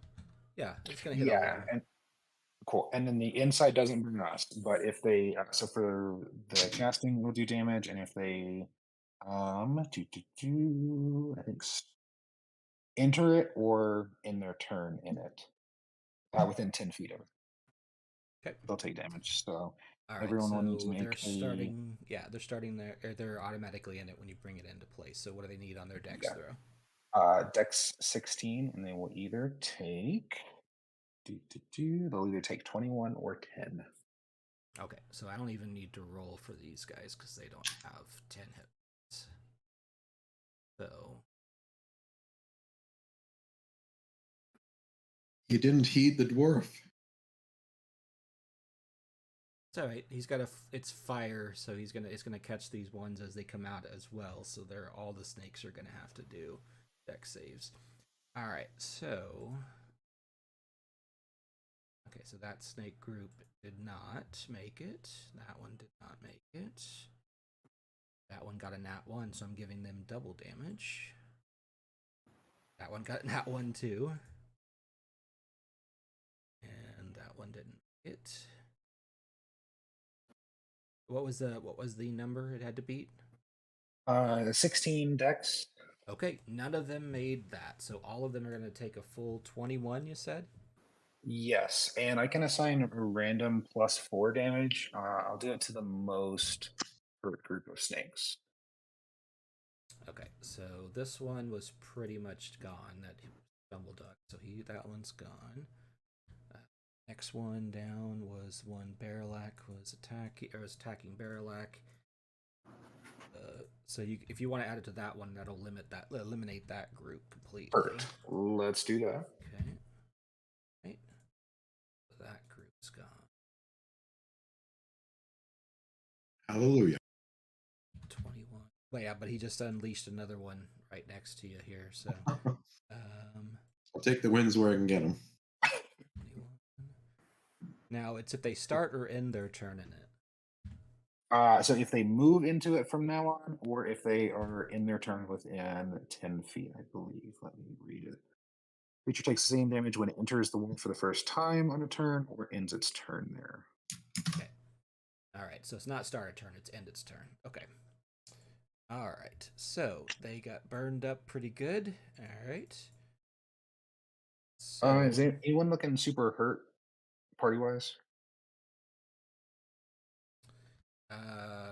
no, Zach healed himself, so I think we're pretty good there. I think that'll be my turn then. Could use some therapy though. Mental health. So the snake group that is next to Zach is going to slither its way into the middle here, away from the fire, and it's going to take a bite at. It's going to take a bite at Zach. Meh. 23 to hit, so that's going to hit. Okay, what's going on? Why are all these guys getting 20s all of a sudden? What are you doing over there, Alex? You're only going to take 3 piercing damage though, because it's half the size of the initial swarm.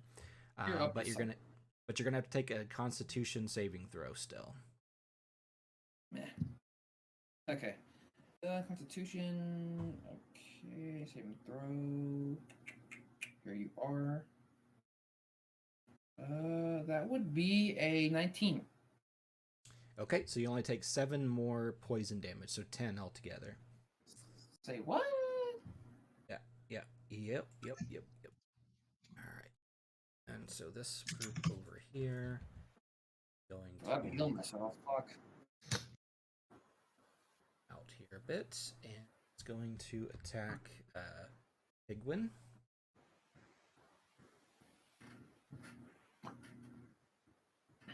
That's going to hit, so Pigwin's going to take 3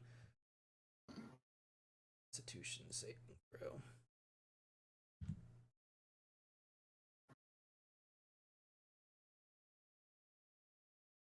Got it. Okay, so that's good. So she's only going to take 7 more.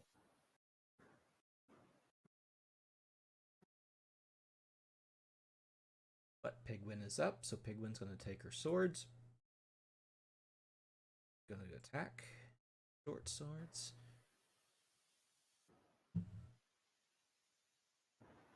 Only one of those is going to hit.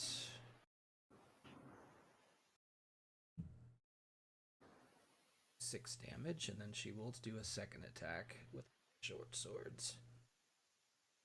Hit. and another 7, so 13 total.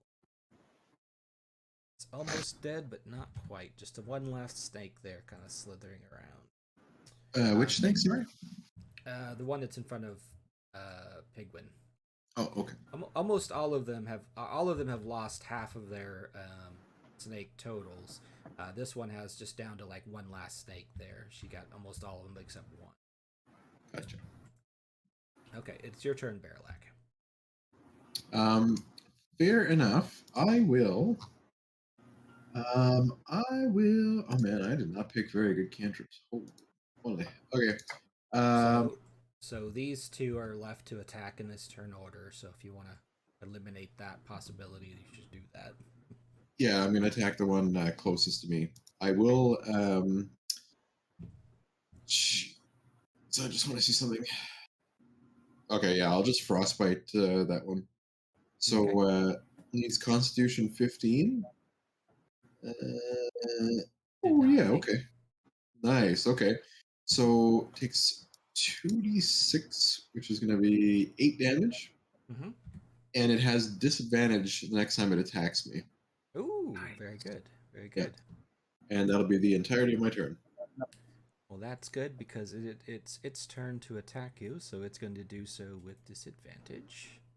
I mean, it still only has to make a 10, so.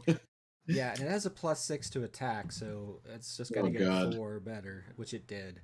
Okay. So, yeah. So it still pierces you, but it's only 3 piercing damage, and make it a Constitution saving throw.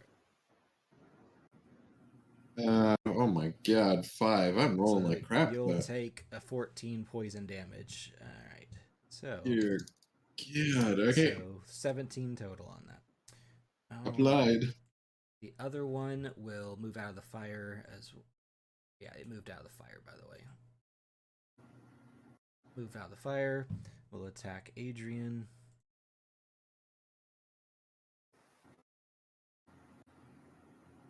It's gonna hit.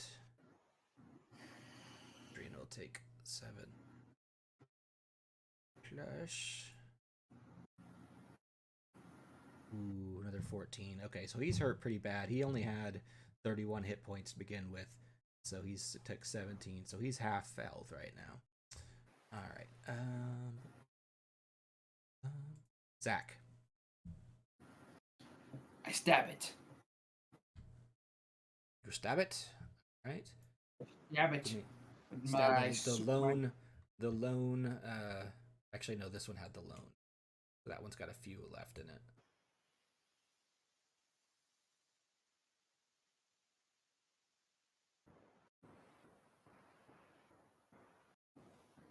I eat it. All right. 21 to hit. Black. That's gonna hit. You bring down your sword right on that bunch of snakes. Okay. Hell yeah. 10 points of damage. Okay. Yep. There's still a couple left though. Let's do it again.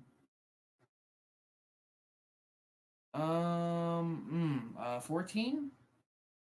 14 is gonna hit. They're fast, but you got them. I don't need Divine Smite on this. I'm just gonna attack normally. 8. Okay. And that destroys the last of those snakes as you're just kind of driving your sword down into them. Okay. Hell yeah. Okay, so Adrian is over here. He does have a weapon on him that you can use in his hybrid form. He's going to use that short sword twice. Missed on the first swing. God, he missed on the second swing. He's kind of reeling from that poison that's in him. Okay, so our scout, or our elf over here, is moving away from the fire a little bit just to make sure he doesn't get hit. Then he is going to do 2 attacks with his own short sword.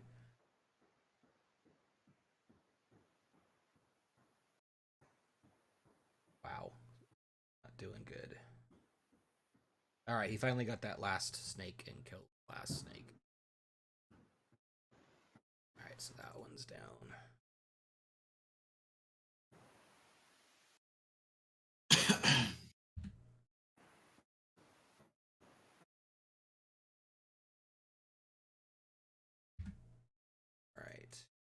Back to Stumbleduck. Stumbleduck is going to run over and assist Barrelak here. Woo!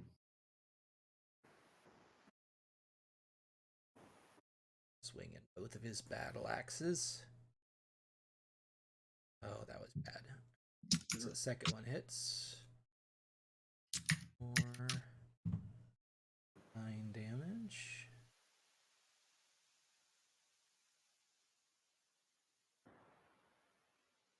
Kills that one. Great.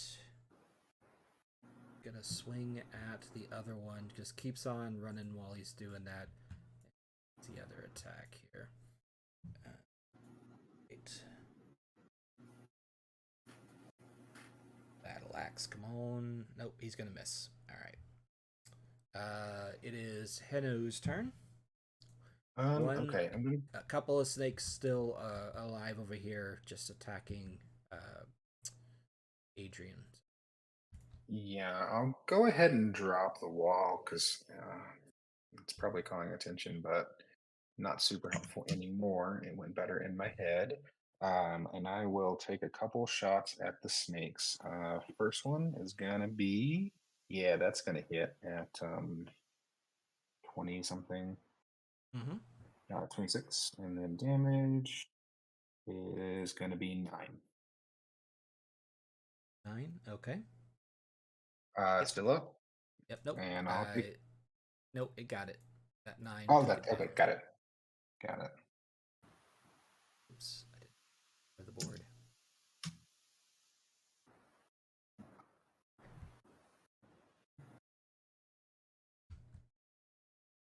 Okay, and with that, the last of the snakes are dead.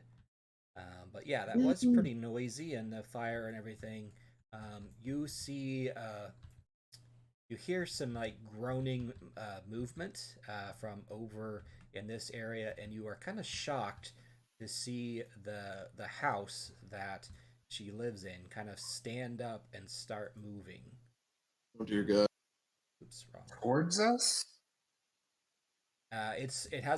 You slowly see it start to stand up.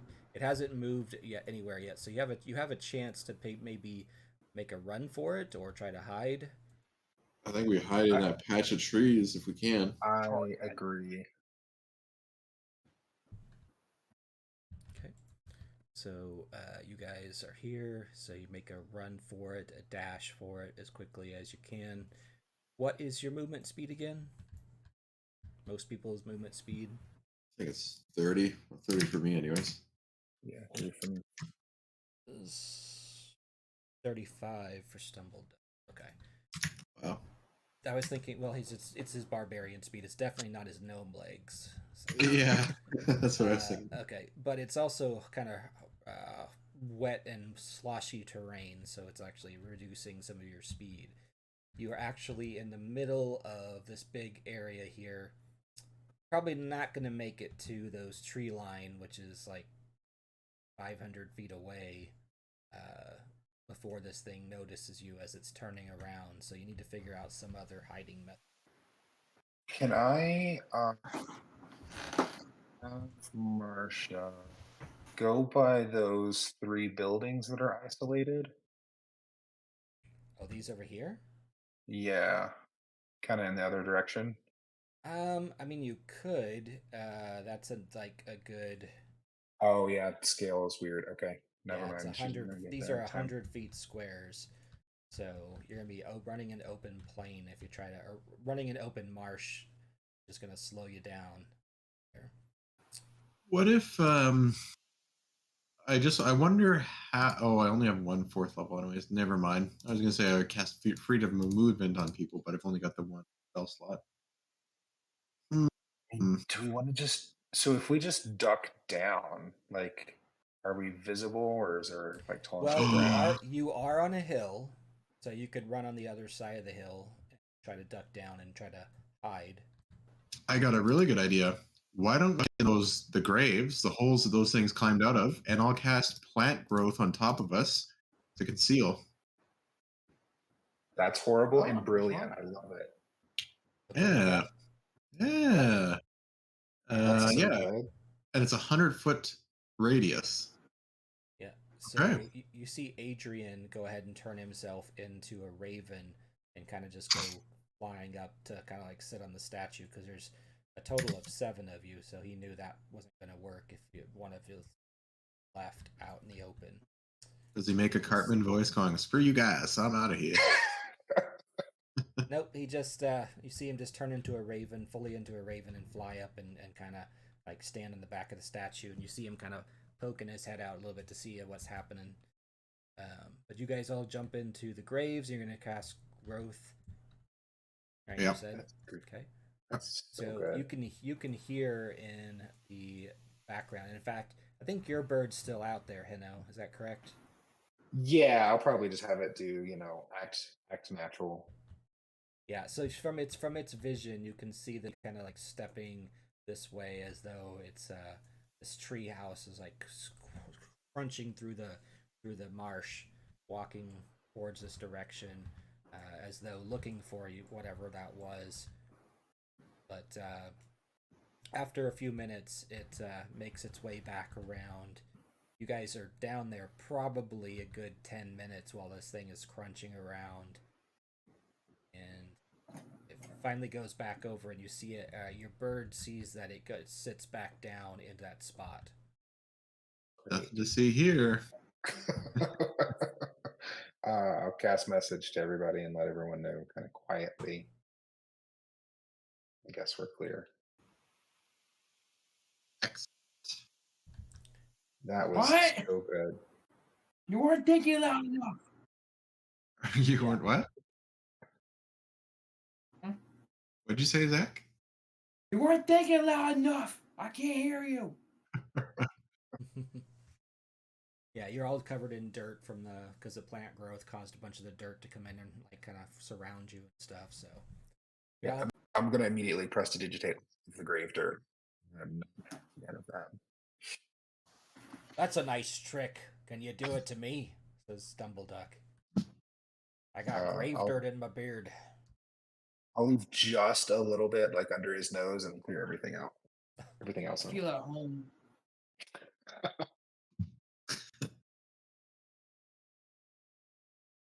Oh great! Now I look like that one guy, Adolf.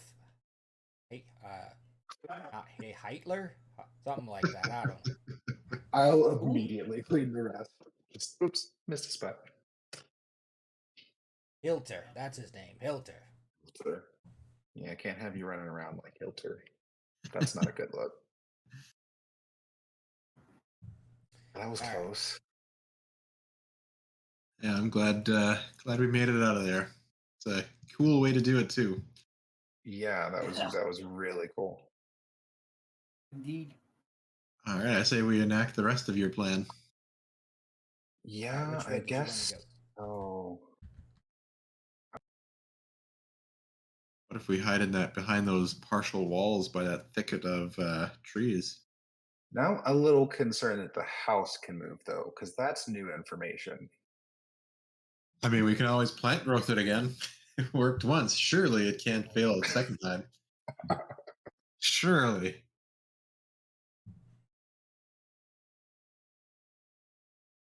Does it look like the house can do damage? Like, does it like have any claws? No. So like the Does it? roots. Yeah, go ahead. I'm just trying to figure out if like the house itself is a threat. So you imagine from what your bird saw, you imagine that it could potentially use its roots to like stomp on you or crush you. Yeah, these roots are as big as tree trunks. Okay. Well, we learned some good shit. House bad too. Mm-hmm. Mm-hmm. One thing your bird did notice was there is a green glow coming from them to infuse the legs. Huh. Ah. I have no idea what that means other than magic things. So you know that earlier Adrian was talking about the tree blight that they sent to attack the winery, and how he said it had a green glow, and he thought they had a gem using it to animate the tree. Correct. That is correct. Yeah. And he suspected that she stole another one of the gems, so it may be that she's using the gem to animate the house. Mm-hmm. True. Okay. I wonder if we still need to do the prestidigitation plan because we kind of know. Yeah. Kind of know that the house moves around now. Yeah, I have another pitch and I hate it, but it's kind of interesting. Or If I go invisible and just try and yoink the damn thing. I'm not against it, but second character ready? Yeah, his name's Hilter. He's great. 11. Okay. Got a knack for speeches and riling people up. Very little on the accurate. racist side. I mean, there's no way that I end up doing good, but it almost feels like it's worth a shot if we could get in and get out with no notice. Can you, for your fine familiar, can you you can pick any form, right? Like you could summon a rat kind of thing. Yeah, I could. I think I would have to. Damn, I don't know what your rules are, like ingredients and shit, because I don't have like incense and shit. Like, I don't know if you'll allow me to change its form. So any stuff that's like on those early spells, that's kind of like stuff that you might have in your pouch. I'm okay with not necessarily keeping track of those. It's the spells that are much higher, like stuff that requires diamonds or other stuff that's not easily findable. Okay, it's like 10 gold worth of charcoal and stuff. So I can do that if you'll allow it for free. Then yeah, I can. Yeah, I guess I can just ritually cast Find Familiar again, and Marsha will be, I guess, a rat or a snake. Is there anything? Is there anything else that seems like indigenous that I've noticed with the wildlife? Not really. This swamp is pretty dead. Okay. Not much stealth. I mean, there's lots of mosquitoes. I don't think she'll like that. All right, Marsha will be a snake, and I will send her under the house to take a closer look at that diamond. Okay. Yeah. So. Oh, maybe we should have done a possum because possums have hands. Maybe you could have plucked the thing. It's all good. Oh, you're thinking have the familiar do it. Yeah, I mean it's worth a shot. It's your call. I So go to the bathroom. Yeah, we'll do since it's a burglary, let's do a raccoon, like a really just dirty, mangy raccoon. All right. The bandit eyes too, right? Ocean, just full on. It's gonna happen somehow. We're doing the Ocean's 11, no matter what. It's a try run. Do I have anything? I guess I should probably look up raccoon stats real fast because I don't have that prepared.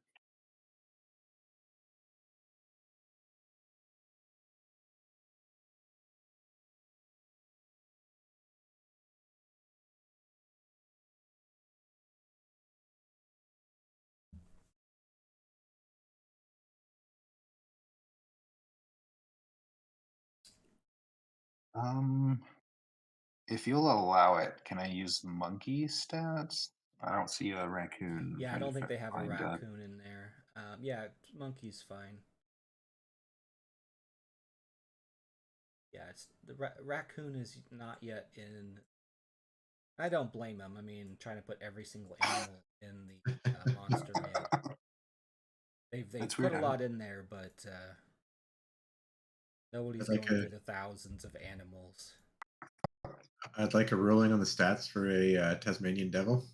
Right? Yeah. I want it to be a Warner Brothers Tasmanian devil. Yeah. All right, so we'll use this rat icon. Monkey. Raccoon. Let's see.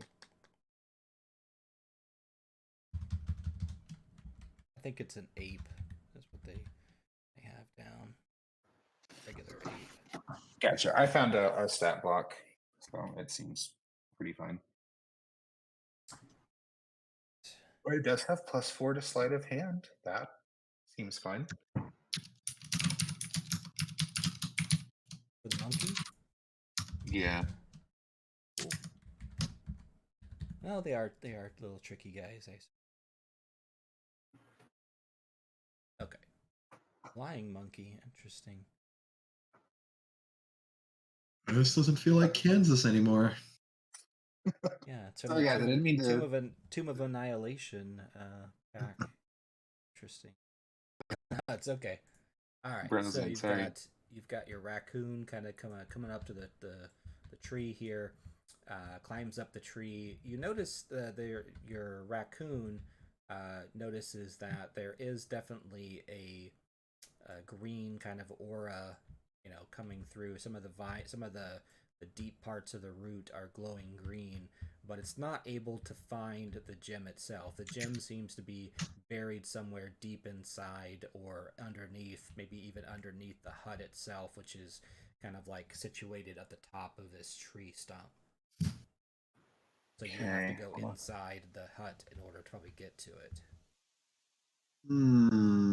All right. I will vamp Marcia back and turn her back into a bird and communicate all of that. Okay. That seems like also trying to stealth in and steal it seems like a bad idea. What about because Alex had mentioned there are mosquitoes. Fireball. Mosquito is pretty small and on attention seeker cracks and whatnot. I don't know if you want to try that too. Yeah, just to spy. Yeah, or like even a fly. I mean, they have good vision. Sure. I will. Yeah, we'll send her back in, I guess, and perch on the window and just kind of see what we can see inside. Okay. You want you doing a bug to that, or what kind of the bird itself to kind of go perch on one of the window? I'll just for simplicity and to not have to look up bug stats, I'll just send it in as a raven that looks like one of the ones in her cage. Okay. Oh, that's gonna get her attention. Mm-hmm. Ooh, good point. Good point. Never mind. I guess just a normal bird is fine. Okay. So your bird kind of comes and lands on one of the windowsills. It can see inside, and so what it sees. Let's go ahead. Should pick something innocuous like a peacock. Nothing to see here. Or a bird of paradise. Right. Yeah. Yeah. Here. Okay. So.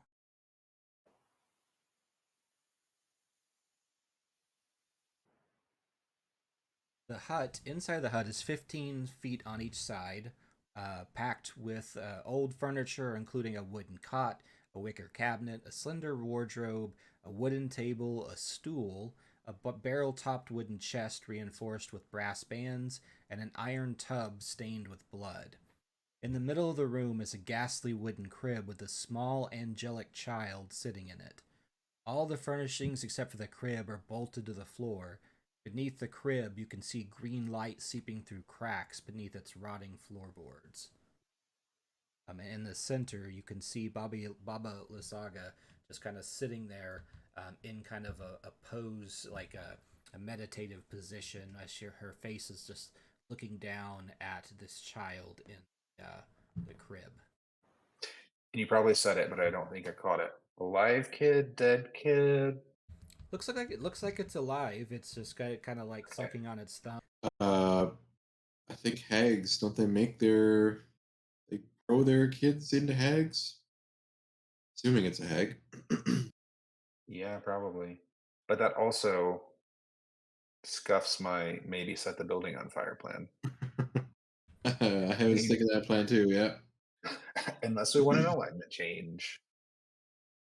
Oh, this is Do an intelligence check.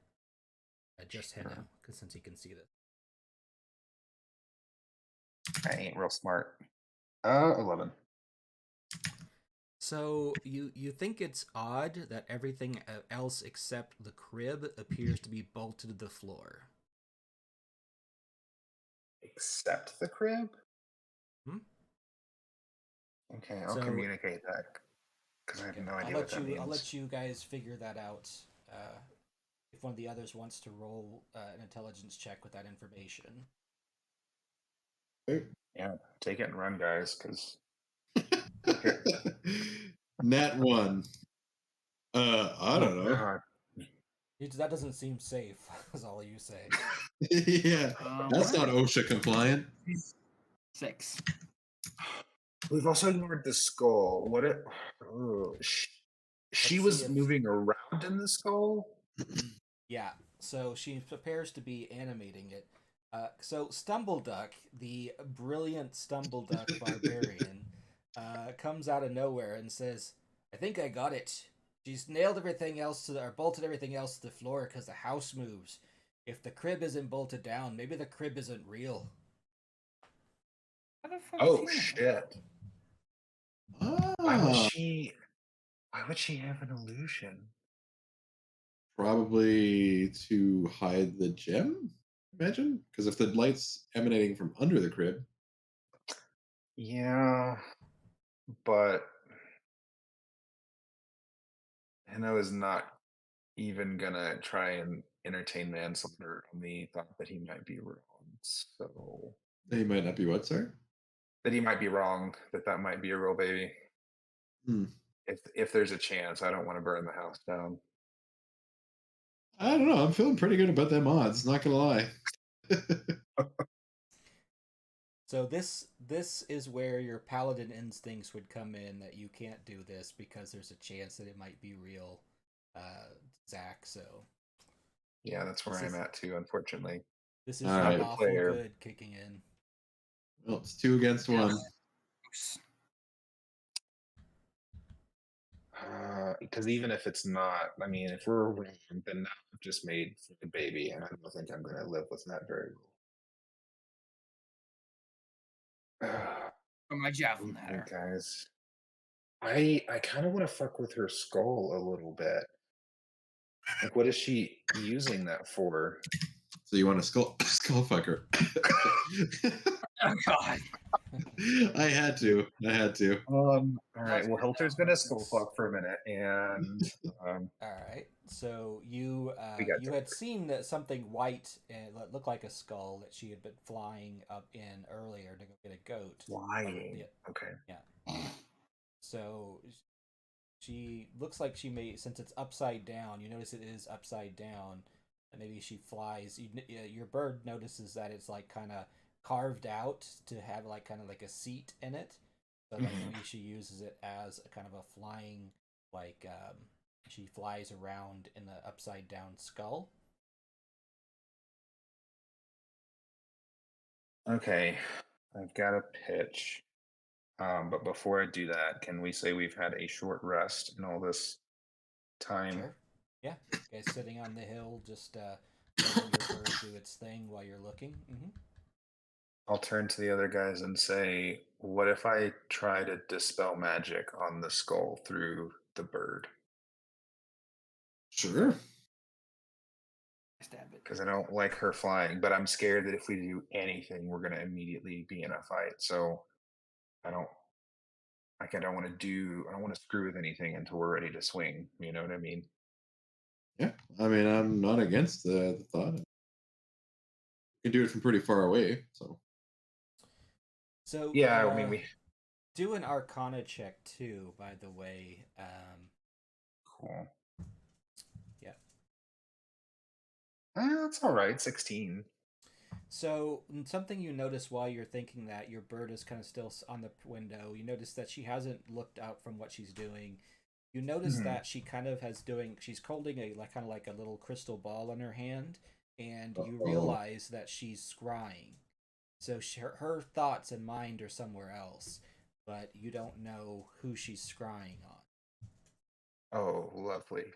Uh-oh. So are we attacking or? Well, you haven't felt anybody attack you, or kind of like, because when you're scryed on, you get the feeling that someone's watching you. But you haven't got that yet. I feel like hoofing it back to the circle's a little too much. What do you think, guys? Yeah. Because out of game, when someone scries on you, you have to do a wisdom saving throw. If you make the save, then you're not scryed on. So. Okay. I want to take the house down and I want to take the skull down, and I don't know how to take the house without the baby. So skull's target number 2. We can start taking some of her shit away. She's less of a threat. That's my thoughts. What are you guys thinking? I am thinking, but I don't know about what. I don't know necessarily what's come to mind yet. Hmm.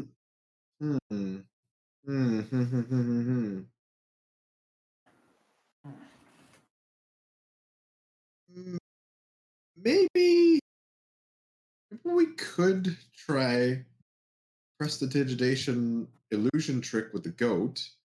Mm-hmm. We do it far away from the tree. Because why would she need to bring the tree to the goat? Presumably she's going to get in the skull and go get the goat. We could also do it around the same time that she did that last time.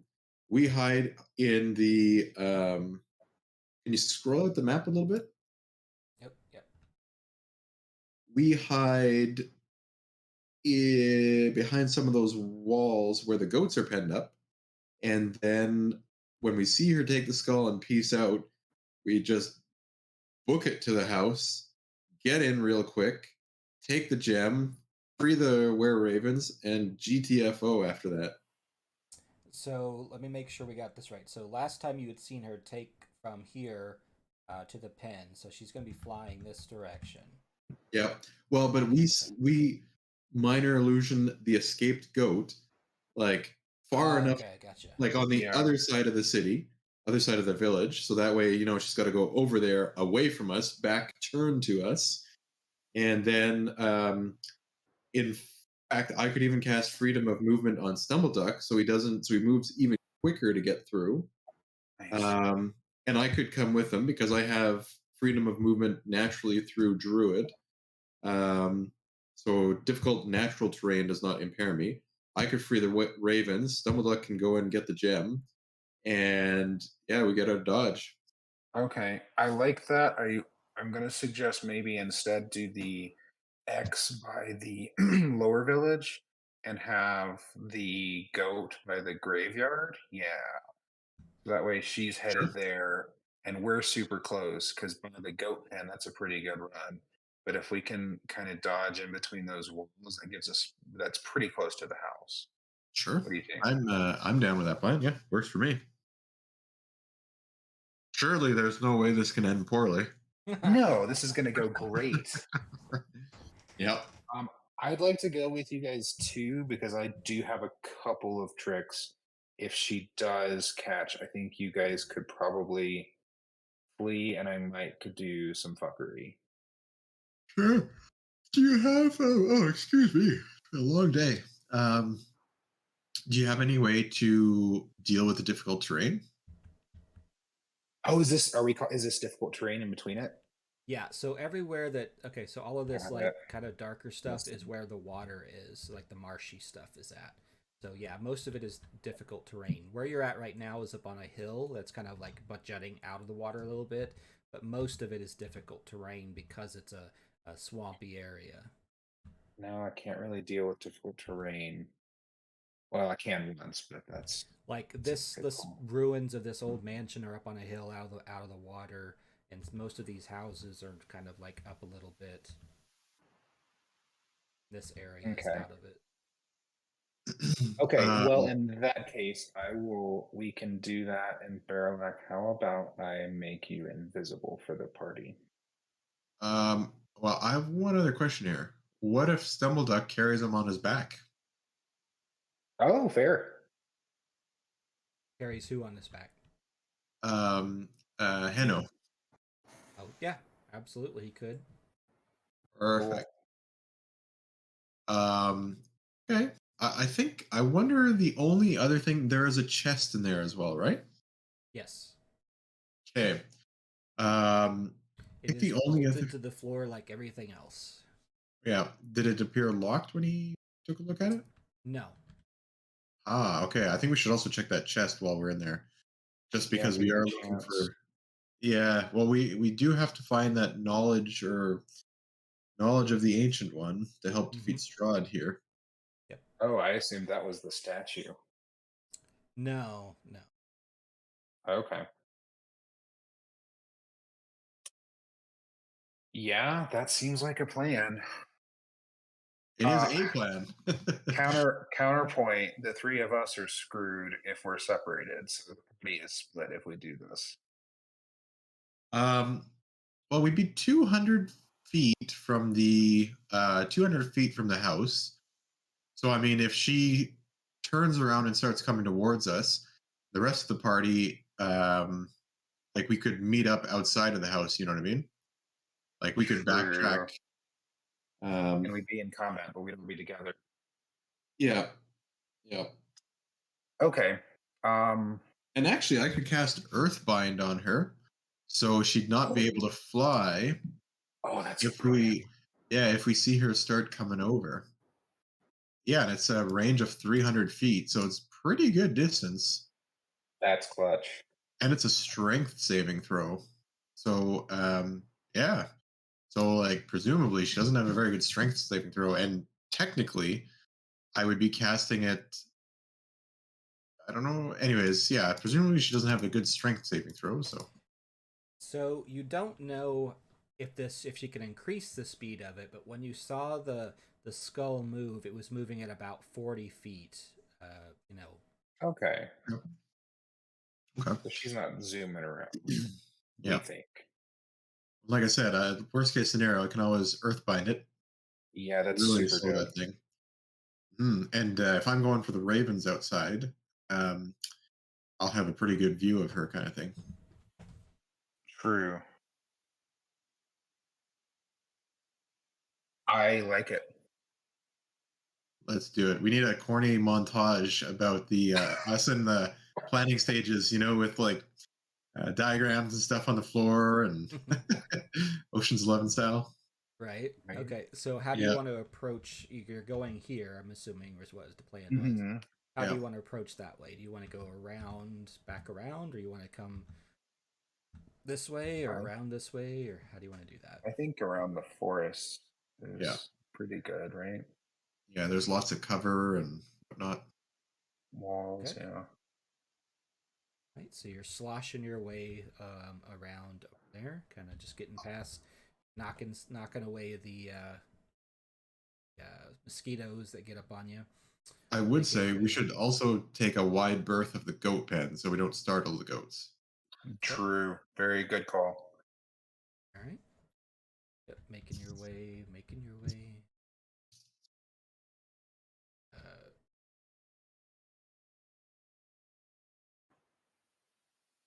So after about 20 minutes of kind of sloshing your way over there, slowly making sure not to disturbing, kind of periodically checking in with your familiar to see what's going on. She seems to be still in that scrying position. Okay. Seems to be intensely watching something. Oh, hole in the plan. When you're scrying, you don't see shit. Can you or hear stuff? shit. Oh, do you hear stuff? I don't know. That's a great question. So I'm assuming, I mean that potentially you could hear stuff outside of it. But it depends on how intensely that character is watching or doing that scrying. To me it would seem more like, just like if you're watching television, how intensely are you watching the television? Got it. Okay. Well, in that case, if we're ready to go, we'll start my part. We good, everybody? Yeah. All right. This is the save point before you mess everything up. Sorry, this thing doesn't. Its backup battery failed, so no save points. Damn, no save states. No save states. All right. Well, I'm gonna have Marsha start the party by just being on her house and just making like a goat bleeding sound, and then immediately fly up. I guess 3 or 4 squares northwest, I guess, if we're using compass, of Okay. that X. So yeah, Okay. and then I will just have like a goat standing there, and Okay. she'll be posted on the corner of the graveyard thing. The goat. Because I just realized, no, the bird. Because I just realized, minor illusion does have 30-foot range, so I can put the goat 30 feet away from her. So hopefully the So hag won't be she'd too have to be she'd suspicious. have to be on one of the posts of this fence. Yeah. Yeah, that's fine. That's fine. So I'll keep her on the post and the goat kind of there. Okay. Um, Is and just All right. So go ahead. after a couple of minutes, you see the old hag kind of come out and go down to her little. She's kind of. You hear her kind of griping to herself. You can't quite make out what she's saying, but she's kind of mumbling. And you see her get down into her skull, sits down in it, starts to float up, and immediately kind of starts to fly over her house. Starts heading towards that. Okay. So let's do this with initiative. Okay, 1 second here. Ruh-roh. Well, I mean, things can go tits up, so Uh-huh. to Not with our fabulous plan. Absolutely not. okay, so roll some initiatives here. Ooh, Yeah, not where 8. you want it. Do you have penalties for natural ones on initiative? No. Okay. Nope. Your penalty is you get to go last. All right. So we're gonna start the turn order with her kind of this first round of her taking off will be first round. So assuming you're not going anywhere till she takes off, so I'll move past the first few people on the list to tell her. So she's gonna move 40 feet. Right. And Barrelac, do you want to wait for another 40 feet of her movement before you do anything, or do you want to start heading out? So she's basically like right in front of her hut right now, eh? Yeah, she's up above her hut right now. So right now she's flying over her hut. And facing away from us. Yes. I kind of want to just say like, screw it, let's start moving. Kind of agree. Yeah, we kind of need, we need all the time we can get for this. So, okay, yeah. So I'll start moving quietly, of course. Okay, so no dash then. All right. So your normal speed is what, 30 feet? 30 feet, yeah. So when you get in the marsh, you're going about 15 feet. I do have the I can move through difficult non-magical terrain at Okay. And you cast freedom of movement before you moved, right? on Yeah, stumbled up. yeah, like before this whole thing. Okay. All right. So your were-raven friend is going to just turn him. He turned before you guys got started. He turned himself into full raven. Okay, and he is going to. He's just going to perch on the thing and wait till you guys get ahead before flying over there. Doesn't want to get her attention, so he's going to wait. And Heno.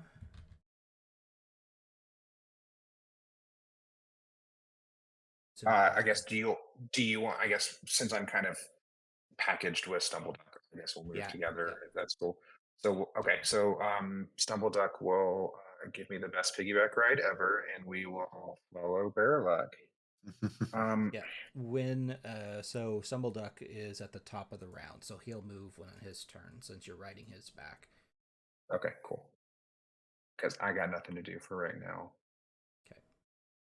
All right, so you're just kind of like getting yourself situated on his back at the moment. All right, so Stumbleduck is actually up though, so he's gonna make his way after. Freedom of movement eliminates the penalty, right? Yeah. Let me just double check here. Such a willing creature for the duration target's movement is unaffected by difficult terrain. Spells and other magical effects can either reduce target speed nor cause the target to be paralyzed or restrained. So she flies another 40 feet. Okay. It's the Dusk Elf, who is actually going to stay back and provide support with his bow. Oh, brilliant. Good. He's like, that's invading a witch's hut's a bit more than I signed on for, so I'll just stay back here and Sounds about right. cover you. When you say those words like that, suddenly the plan seems much less good. Yeah. All right, and then Pigwin has wings, so she will fly once she gets further away. She doesn't want to draw her. Is she able to carry Zach? No, Zach would be way too heavy for her. Okay, worth a shot. What you trying to say about me? It's not your weight; it's the armor. Mm-hmm. Although you're probably a beefy guy yourself, so. How dare you? I'm leaving this camp right now. I'm just joking.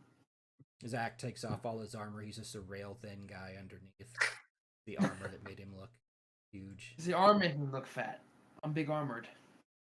Okay, so it is your turn, Zach.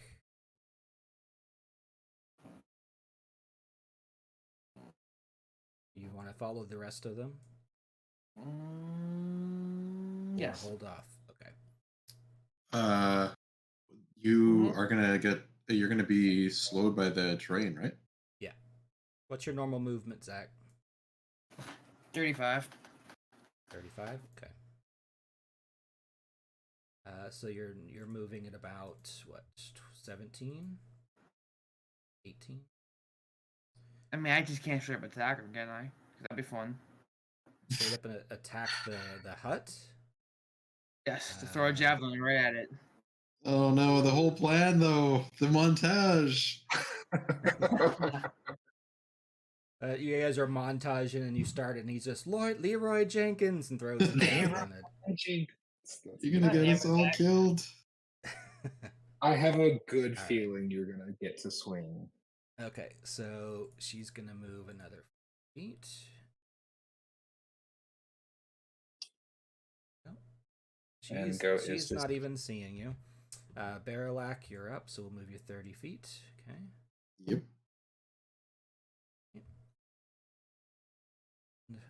Wereraven Buddy's still hanging out. Henno's riding back of Stumbleduck. Stumbleduck is going to move his 35 feet as well. Out of Barrelak there. Scout's hanging out. He's got his bow and arrow ready. Pigwin she's starting to fly a little bit, so she's going to take up into the air a little bit, kind of keeping low so that the house is kind of in between line of sight. There. I'm gonna go ahead and just at will cast Detect Magic, just to make sure we're not running into like a magical wall or something. Yep. Everything looks clear. Even the house. I mean, the house has kind of got a little bit of magical, kind of like aura to it, but knew that already because of the gem. Yeah, nothing. There doesn't seem to be any traps or anything. The house sitting on top of it. Basically, it's the bottom of the house that is magical, like the tree part of it. The house itself is not giving off any aura of magic. Okay. So, Zach, you push yourself forward a few feet there.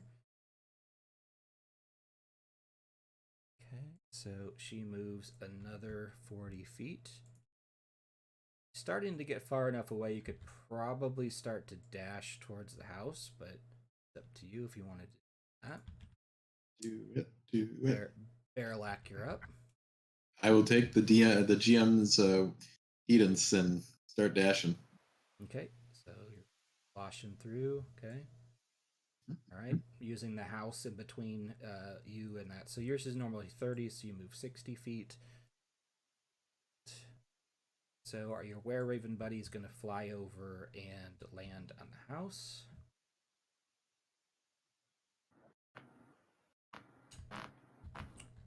Land on... Not going to transform yet. He's going to wait till you guys get there. All right, but the ravens all kind of look at him. A few of them you can tell are kind of sentient and kind of like chirping back at him. The rest just seem to be regular ravens. Okay, so Henno is hanging on to Stumbleduck. Stumbleduck's going to move 70 feet. He's almost to the house. And Bigwin is going to fly her 50. What is her normal?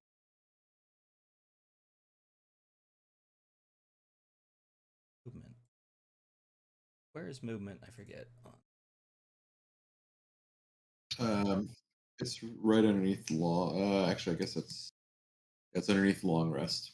Ah, okay. So walking speed 25, flying 50. Okay, so she's gonna fly 100 feet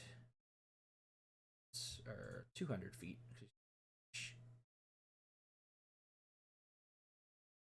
Gonna make it to the house. Nice. She makes it to the house. Can she take an action when she's there? Could she start freeing the birds? She used a dash to get there. Oh, that's right. Yeah. So she lands on the porch as well, next to the raven. Okay. So Zach is gonna move his 30 feet or 34 feet since he's dashing and sloshing through the thing. Right. It's gonna move another. She's not dashing. She's just kind of like annoyed and moving at a regular pace there. So. Okay. Yeah. The problem is, as soon as she realizes it's an illusion, that's when shit's gonna go down for you. Yeah, I'm just now thinking about that. Is the goat? We should have had the goat also be running away as the illusion. How allowable is that? Since you are not actually taking an action, I would allow you to do that. Basically, Stumbleduck is doing your movement and stuff. You're holding on, which is technically a free action. So yeah, you could potentially be focused on your familiar and doing that while Stumbleduck's running forward. At this point, then, I'm gonna gas the goat somewhere in the graveyard-ish. Okay, I'll let you do that on your turn. It's actually Berelak's turn at the. Okay, cool. Okay, so Berelak, you can make your way all the way to the house. So definitely get to the house. That's with the dash. Yep. Okay. So with the dash, you make it all the way up to where the skull would be. Okay. She's not in. Okay. But you notice that there is not really a ladder or anything up there. Son of a bee. Okay, that was not part of the plan. Do I have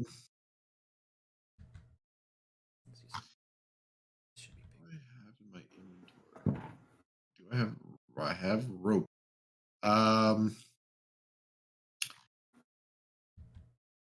What if I would I be able to throw the rope to one of the people on the porch there and have them attach it to something? I mean, I realize they'll probably have to attach it on their turn, but... Yeah, you could throw it to Pigwin. Yeah, absolutely. Okay, so I will definitely do that. Okay, so because you used a dash to get there, go ahead and make a roll to throw the... I'll count it as a free action, but you need to make a throw towards the thing. Dexterity? Yeah, use a dexterity modifier is fine. I'll use whatever you want, but my dexterity is -1. So if you want me to use something else, I'll definitely do that. But I would say it's because usually your throwing ability is based on your dexterity. Yeah. Yeah, let's do that. Oh dear God. So you throw the rope up, but it's like a really bad throw, and Pigwin's just like, what is going on? So you throw the rope up, it comes back and smacks you in the face. Am I able to say something during this? Yeah, sure. So I'll try to say it relatively quietly. Send the were-raven to pick up the rope. Okay, yep. So the were-raven comes flying down and grabs the rope and then takes it up to Pigwin. Nice, nice. Okay, so that was the were-raven's turn. Hino, okay, all right. Now you can do what you're doing with the goat. I'm gonna make it. Oh, go ahead. I was just gonna say, could the were-raven on its turn also tie it to something so that I can climb it? It's in its bird form right now, so it can't do that. Okay, I didn't know what the rules were on that. Okay. Yeah. Okay, so the goat he's just gonna flee like it knows it's about to be de-blooded, exsanguinated. And it's gonna head as far as it can up there, and then with whatever movements left, hook around and kind of go towards the grave. Here's the thing: since it's an illusion, it is not hindered by the terrain, so you have to make sure that you act like it is when you're doing it. Yeah, I'll just move it at whatever speed a goat would normally move. Okay. So about, as far as about 15 feet. Yeah. Okay. Sure. All right. So it's pushing its way through the mire, or pretending to push its way through the mire. Mm-hmm. But because it's an illusion, it's not actually making any of the water splash. I'm gonna see if Baba figures that out. Shit. Why'd you have to go and use logic like that? Could he not press the digitate the sound of sloshing? That'd be 2 spells. Oh, yeah. true. It's not the sound of sloshing; it's the actual movement of the water. Yeah. Because it's like an illusion on the water. Basically, he can pretend that it's in the water, but it's not actually moving anything as it moves the water. So she is actually super suspicious of this now. She hasn't quite determined that's an illusion, but she's raising an eyebrow because of the fact that it hasn't made the water splash when it's moving. Okay. If you would have left it where it was at least it would not have done that. But you moved it, so all right. Yeah. Okay. Okay, we can stop moving it. Stumbleduck has now reached the here. Hino on his back. That's about right.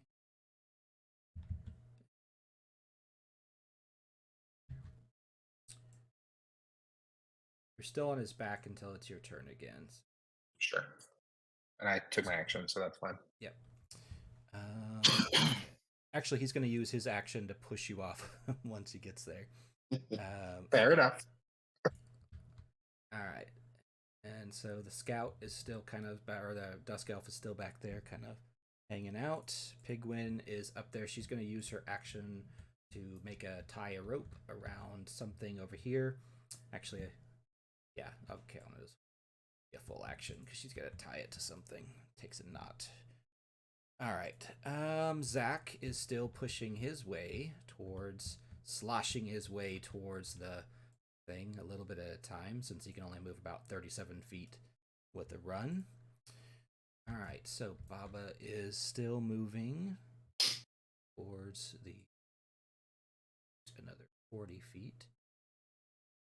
Although now, because she's suspicious, she picks up speed. It's now 80 feet. 80 feet out?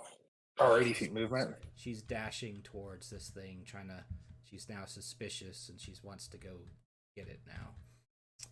All right. Now she's outwise, she's still about 200 feet from it. She's 200 feet from it. Okay. Yeah. No, her speed is now 80 though with a dash. So. Got it. So we've got 3 rounds ish before she gets there. Mm-hmm. And then she has to make her way back too. So. I can still Earthbinder. All right. The long walk. Barrelak. It's not much I can do. Well, there's a rope now, so they've tied a rope down, so you can climb your way up if you wanted to. Gotcha. Okay, so it is tied. Okay. Mm-hmm. Sure. What's going to cost me in terms of movement? Well, you got to climb a rope, so that's going to be either athletics or acrobatics for whichever one's better for you.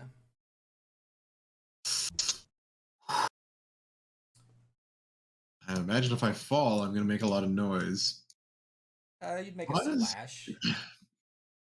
It might be best for me to just honestly remain down here. Might be best because I can still cast. I kind of need to be ready. I shouldn't go in the building anyways because I need to cast Earthbind if it comes to it. Okay. I'll cast Guidance on Stumbleduck because he can go up there, and I definitely want to make sure he makes that. And yeah, that'll be my turn. Okay. So, the Raven guy turns back into half Raven here. He is going to jumps from the porch. He goes over and kind of releases the ravens from the cage. Objective 1 complete. Yeah. Any chance he could see if the ravens want to help us fight her if she comes? Yeah, inside there's 3 were-ravens, so he's talking to them and essentially getting their help. So, all right. So, Heno, you're up. All right. You're no longer on Stumbleduck. He pushed you off. So, I also don't want to take the risk to climb up, but I think we gotta. I will use my movement and I'll roll acrobatics to get up there. 12. That works. It's just a regular rope, so it's not. I'm not going to do anything because I'm going to be using the action of my turn, I guess, to make the goat just bleat uselessly like goats do. Just kind of standing there and in distress. Okay. All right. So you want to enter the hut, right? Yeah, I'll get in as far as I can. No, I'm going to stay on the porch, actually. Okay. That seems smarter. All right.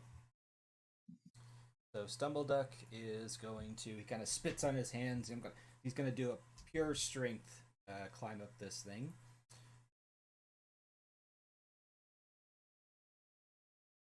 Guidance?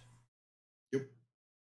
Ooh, yeah, all right. So we got a 20 without even the guidance. So he just kind of hand over hand pulls himself up, makes it look super easy. Rings the bell at the top. Right.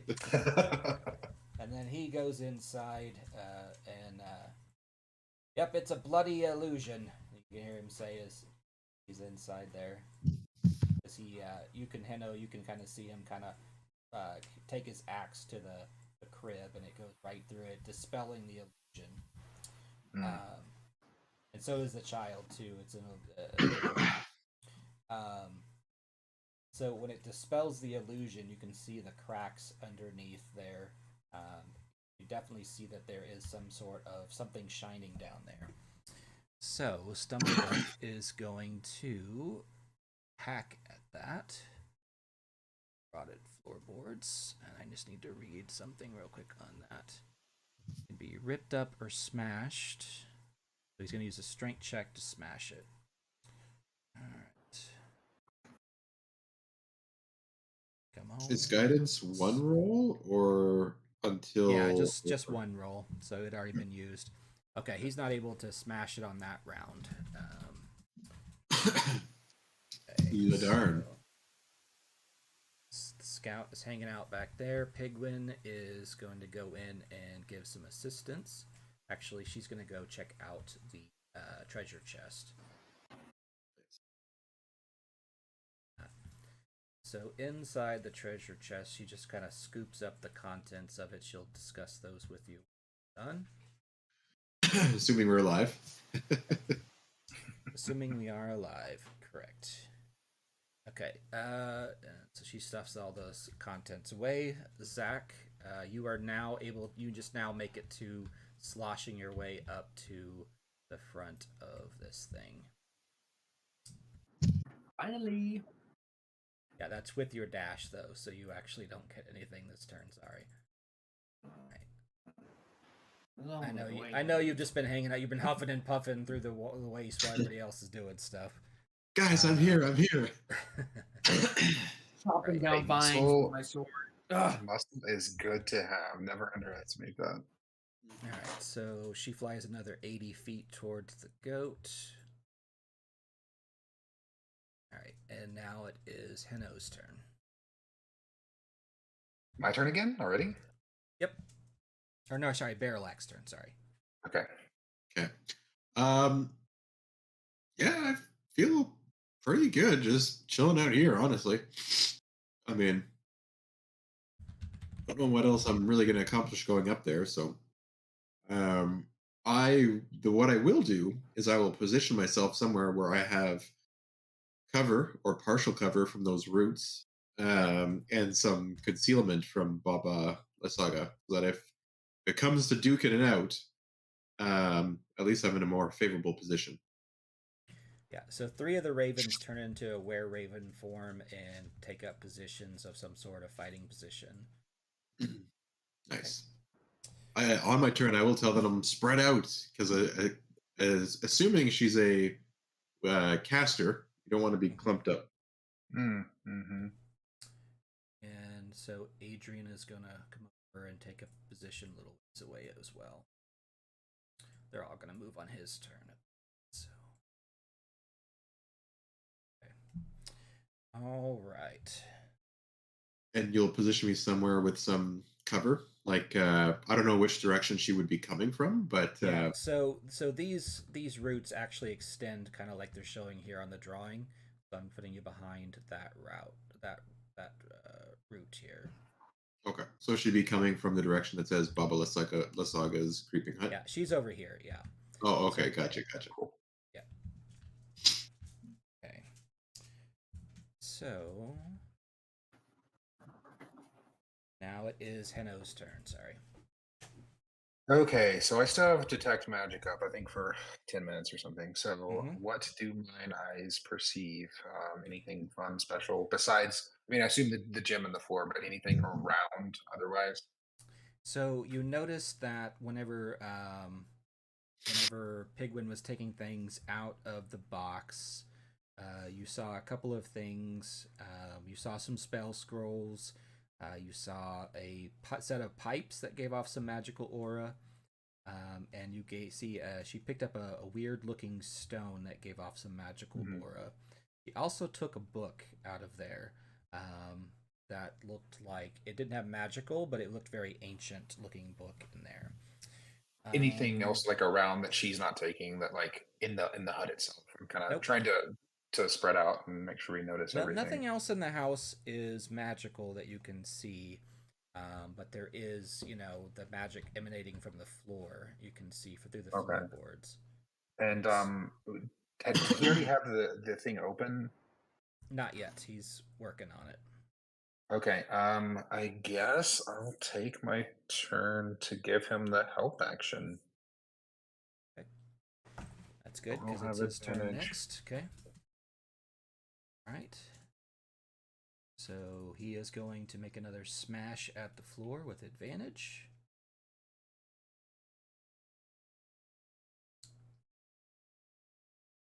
Great on that. Let's see what environment.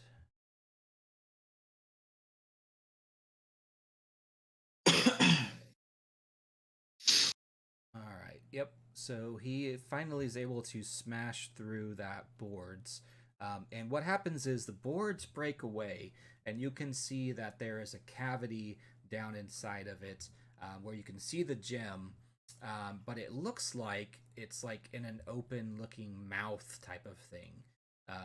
Like if you were to put your hand in there, the mouth might close snap down on your hands. So like the tree itself is kind of like that. Do you have anything? I know there's no telekinesis or telekinesis in D&D, but anything that could move an object without actually putting your arm in the way? No, but if we get desperate, I might can grab it and run magically, which is not ideal. To do what, sir? Um, above board. I could, if we have to, we can just group it and then Misty step, but that's not my favorite option. Sorry, the voice was coming through a little garbled there. Oh, sorry. I can maybe grab it and then Misty Step, but that's not my favorite option. I can't just grab it with magic. I don't have Mage Hand or anything. Gotcha. Looks like we're gonna try and have to grab it. Is the gem affixed to anything, or it's like floating there? It's kind of just floating there. So if you can reach it and grab it quick enough, without the mouth biting down on your hand, then you could grab it. Yeah. Are we able to do an Arcana check? Like, would this deactivate the hut by removing this gem? You get this. You get the idea that it would, because flowing out from the gem is like magic flowing into the wood itself. Okay. Do you have like any gust type spells like that? Nah, I don't. Okay. Maybe we just pray that Stumbleduck can snatch it quickly enough. I don't know how his dex is, or maybe. Yeah, he used his turn breaking the boards and stuff like that. So the next person up is Pigwin. Pigwin might be able to do it. She's okay. A ranger, so she's got good dex. So, she comes up to the hole, and she's kind of got her hand above it, getting ready to make an attempt. And so she's gonna try that. Big money. Ooh, good. She got a 20, and faster than your eyes can move. She grabs the thing and pulls it out, but just barely missing the claws because they move just almost as fast as she does. These wooden teeth slam shut like a bear trap. And as she pulls that gem free, the magical aura that was coming from it dissipates, and so the tree does as well. Just dissipates the magical aura. And you get the idea that it was no longer being powered and it could not be used without the gem. So nice, very nice.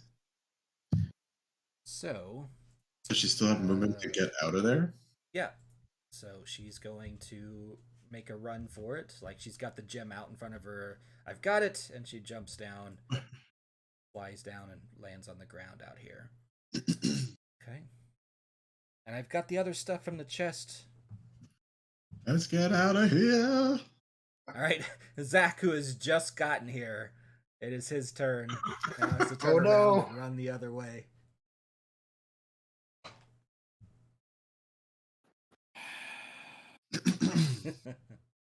I'm sorry, Zach. You haven't got to do much except run for this part of this. So you're huffing and puffing, just got up there, and everybody's like, "Run!" And you're like, "Dang it!" Feeling kind of useless. Turn it around. All right. So you run your 35 feet back, sloshing back towards the thing. All right. So Baba is up next. She now makes it to the goat.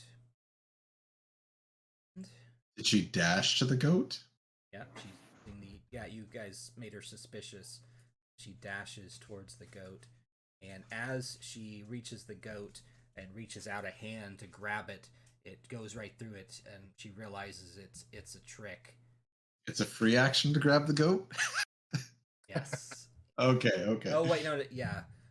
Yeah, free action, because she dashed. Yeah, she's just reaching out to touch the goat, so she realizes it's a trick, but that's all of her turn. So, Berelak, you're up. I'm going to tell the Ravens, I'm going to say, look, guys, any chance you could distract her and just start flying away, make a ruckus, like, make her follow you away while we take our leave? I'm going to start going back the direction we came from. And we'll see what the Ravens want to do, but that might buy us some time to get out of here and a distraction. So they all agree, and you even see Adrian do that as well to kind of lead the pack. Nice. So they all turn into their regular raven form, start flying in that direction. And I'm dashing the hell out of there. All right. right, so Barrelak, you make a dash for it. Okay. You are 70 feet. You quickly bypass the sloshing Zach on his way out. Oh no. All right. All right. Heno is up. You're inside the building at the moment. Okay. So I didn't see any magic things, so that like little desk with paper is just flair and flavor, right? So Yeah. it seems like we've covered this entire. Yeah, there's nothing else worth it's pretty dusty and dirty and crummy in this place, so yeah. All right. I am going to use my movement and I guess another acrobatics check to get down, or is it a free thing? I mean, it would be an acrobatics check to go down. You're about 10 to 15 feet in the air, so if you jump down, you're going to take some damage. I have like 3 hit points, so I'll go ahead and take the acrobatics for 17. So that seems fine. All right, so you slide down the thing pretty easily. Okay. Okay, and I'm going to say, "I'm sorry, Marcia," and then have her land on our hag friend, and not using a pass slot, but using a feat shadow touch to cast inflict wounds Oh. for hopefully some more distraction. All right, roll to hit. That's gonna be a fucking 9. All right. So yeah, unfortunately, that's not gonna do it. Okay. Well, otherwise, Marcia is just gonna be giving her a hard time. Okay. She'd have to spend an action attacking it, which might be useful. Yeah, that's kind of what I'm thinking. I don't want to engage combat, but that seems like the best thing we can do right now. So Yep, Stumbleduck decides to rage up and jump, so he's going to take half the damage from landing. So he just jumps out, so he'll take 1 damage. Okay, as he lands and starts taking off. Actually, has to jump to his feet, so he's gonna get a little ways, very far. Any chance he's able to sling Heno on his back? Oh yeah. That's what he's gonna do. Yeah. Okay, perfect. He's gonna use his action to put Heno on his back. Leave our boy behind. All right, Heno, you're the distraction. Every man for himself. All right, so the Dusk Elf is still kind of like watching your back with the holding an arrow ready to let loose. Pigwin is flying like crazy to get away from the hut. 100 feet.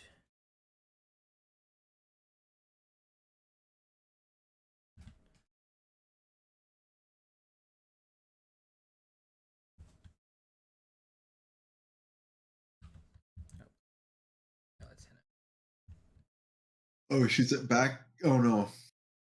I don't know. Oh well, I'll find her in a second. Okay, so Zach is still doing his 35 feet slosh.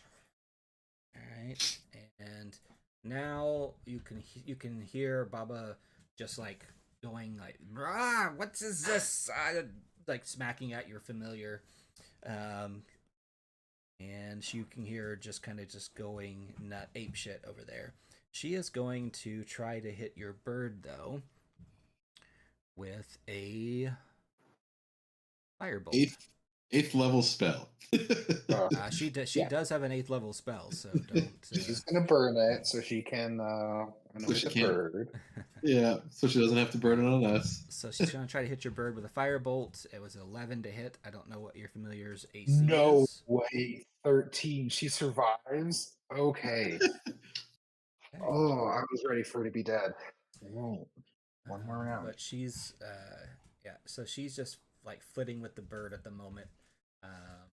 Not really going towards you guys yet. All right, Barrelak. The goat has disappeared for the record. Yep. I'm still booking it for sure.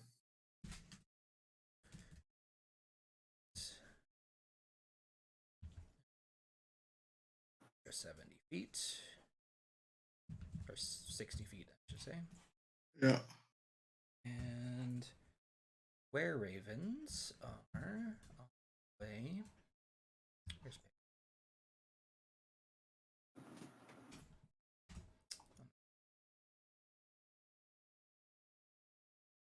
he's going to fly 100 feet towards her. Okay, so they're like there's you can see all four of them flying as kind of a flock in that direction. Stumbleduck is going to run his 35 feet. Or actually, Henno, it was your turn. I'm sorry. I didn't mean to skip you. Did you want to do anything? Oh, is it my turn again? Okay. Yeah. Yeah. The familiar's still over there, so. Yeah, I'm going to continue to fuck around as much as I can. So I'm going to use Marcia as a point for message. And I'm going to message our dear friend and just say in kind of like a low growly voice, your Lord Strahd commands you. He needs your presence immediately from the bird. Okay, do a persuasion check. Would you give me intimidation? Totally not going to argue, but either way. Yeah, intimidation. If you want to do it and try to intimidate, yeah, absolutely. Super good at intimidation. That's going to be a hot 25. Surprisingly, you see her kind of just stop the attack. Lord Strahd calls for me. She and then the bird is very puzzled at the bird. The bird's just going to fly straight west from there. And hopefully not get an opportunity attack, but she can technically get one. Nope, she doesn't. She's confused by what you just said, so she watches the bird. Good. Away. Mission accomplished. I have one other question. Can the ravens be flying in formation and humming Flight of the Valkyrie? They can be chirping it. Mm-hmm. Excellent. Okay. Cawing it, I should say. Okay. Thematically set. Perfect. All right, so Stumbleduck's going to run with him on his back, easily catching up with Zach, who's just still kind of hushing his way through. And Pigwin is going to be flying. So she's going to other 100 feet. She makes her way back. So Zach is going to move his 35 feet again. Berez.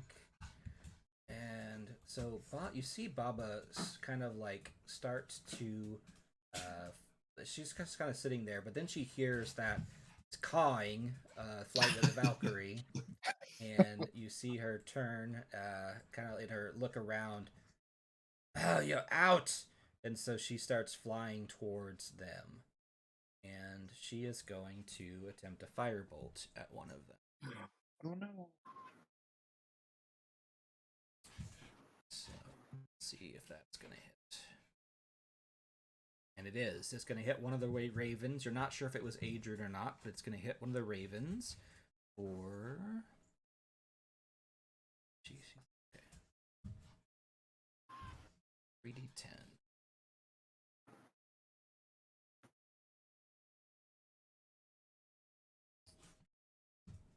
That wasn't terrible for 14 damage. Okay.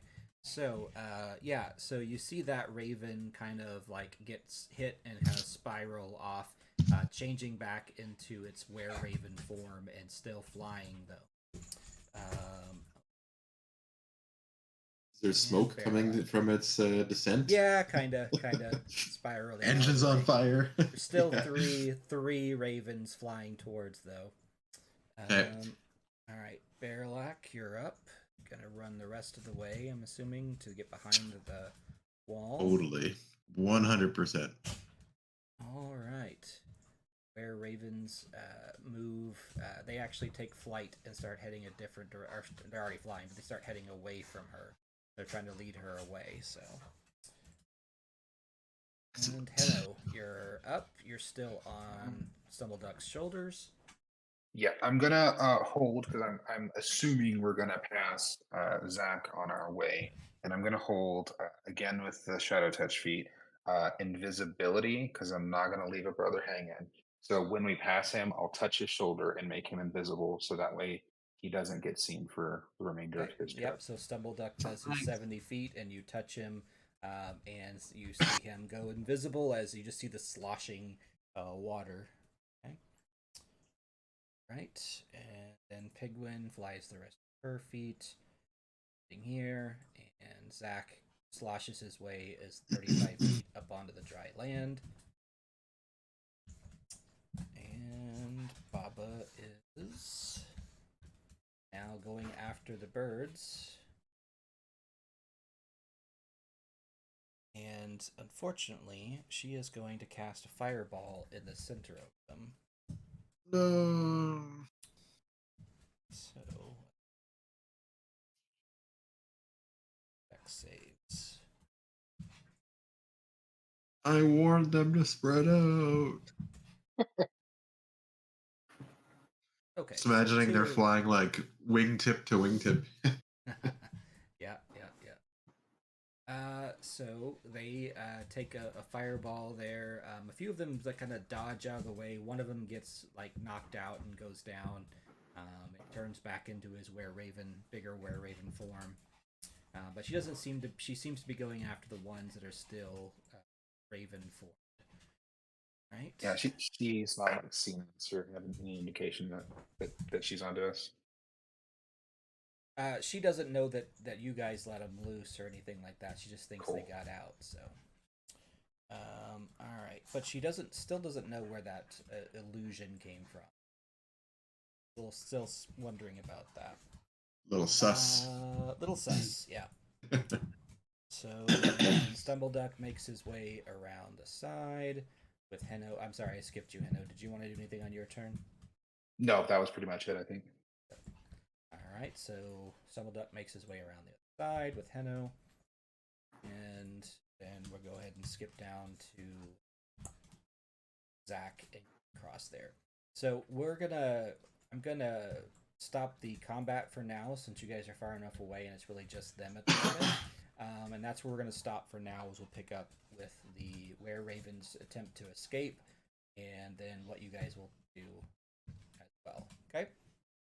Excellent. Works out great. All right. We did it. We Ocean 11'd it. Yeah, that was less tits up than it could have been. Yeah, definitely. Worked out well. You're not out of here yet, so just gotta. Yeah. She's gonna go back to her hut and find that stuff's missing, so gotta figure out what you're gonna do before that. Fortunately, there's a place we can hide from scrying. So. Mm-hmm. Oh yeah, very true, very true. Yeah. GTFO out of Dodge. All right. All right. Have a good night, everybody.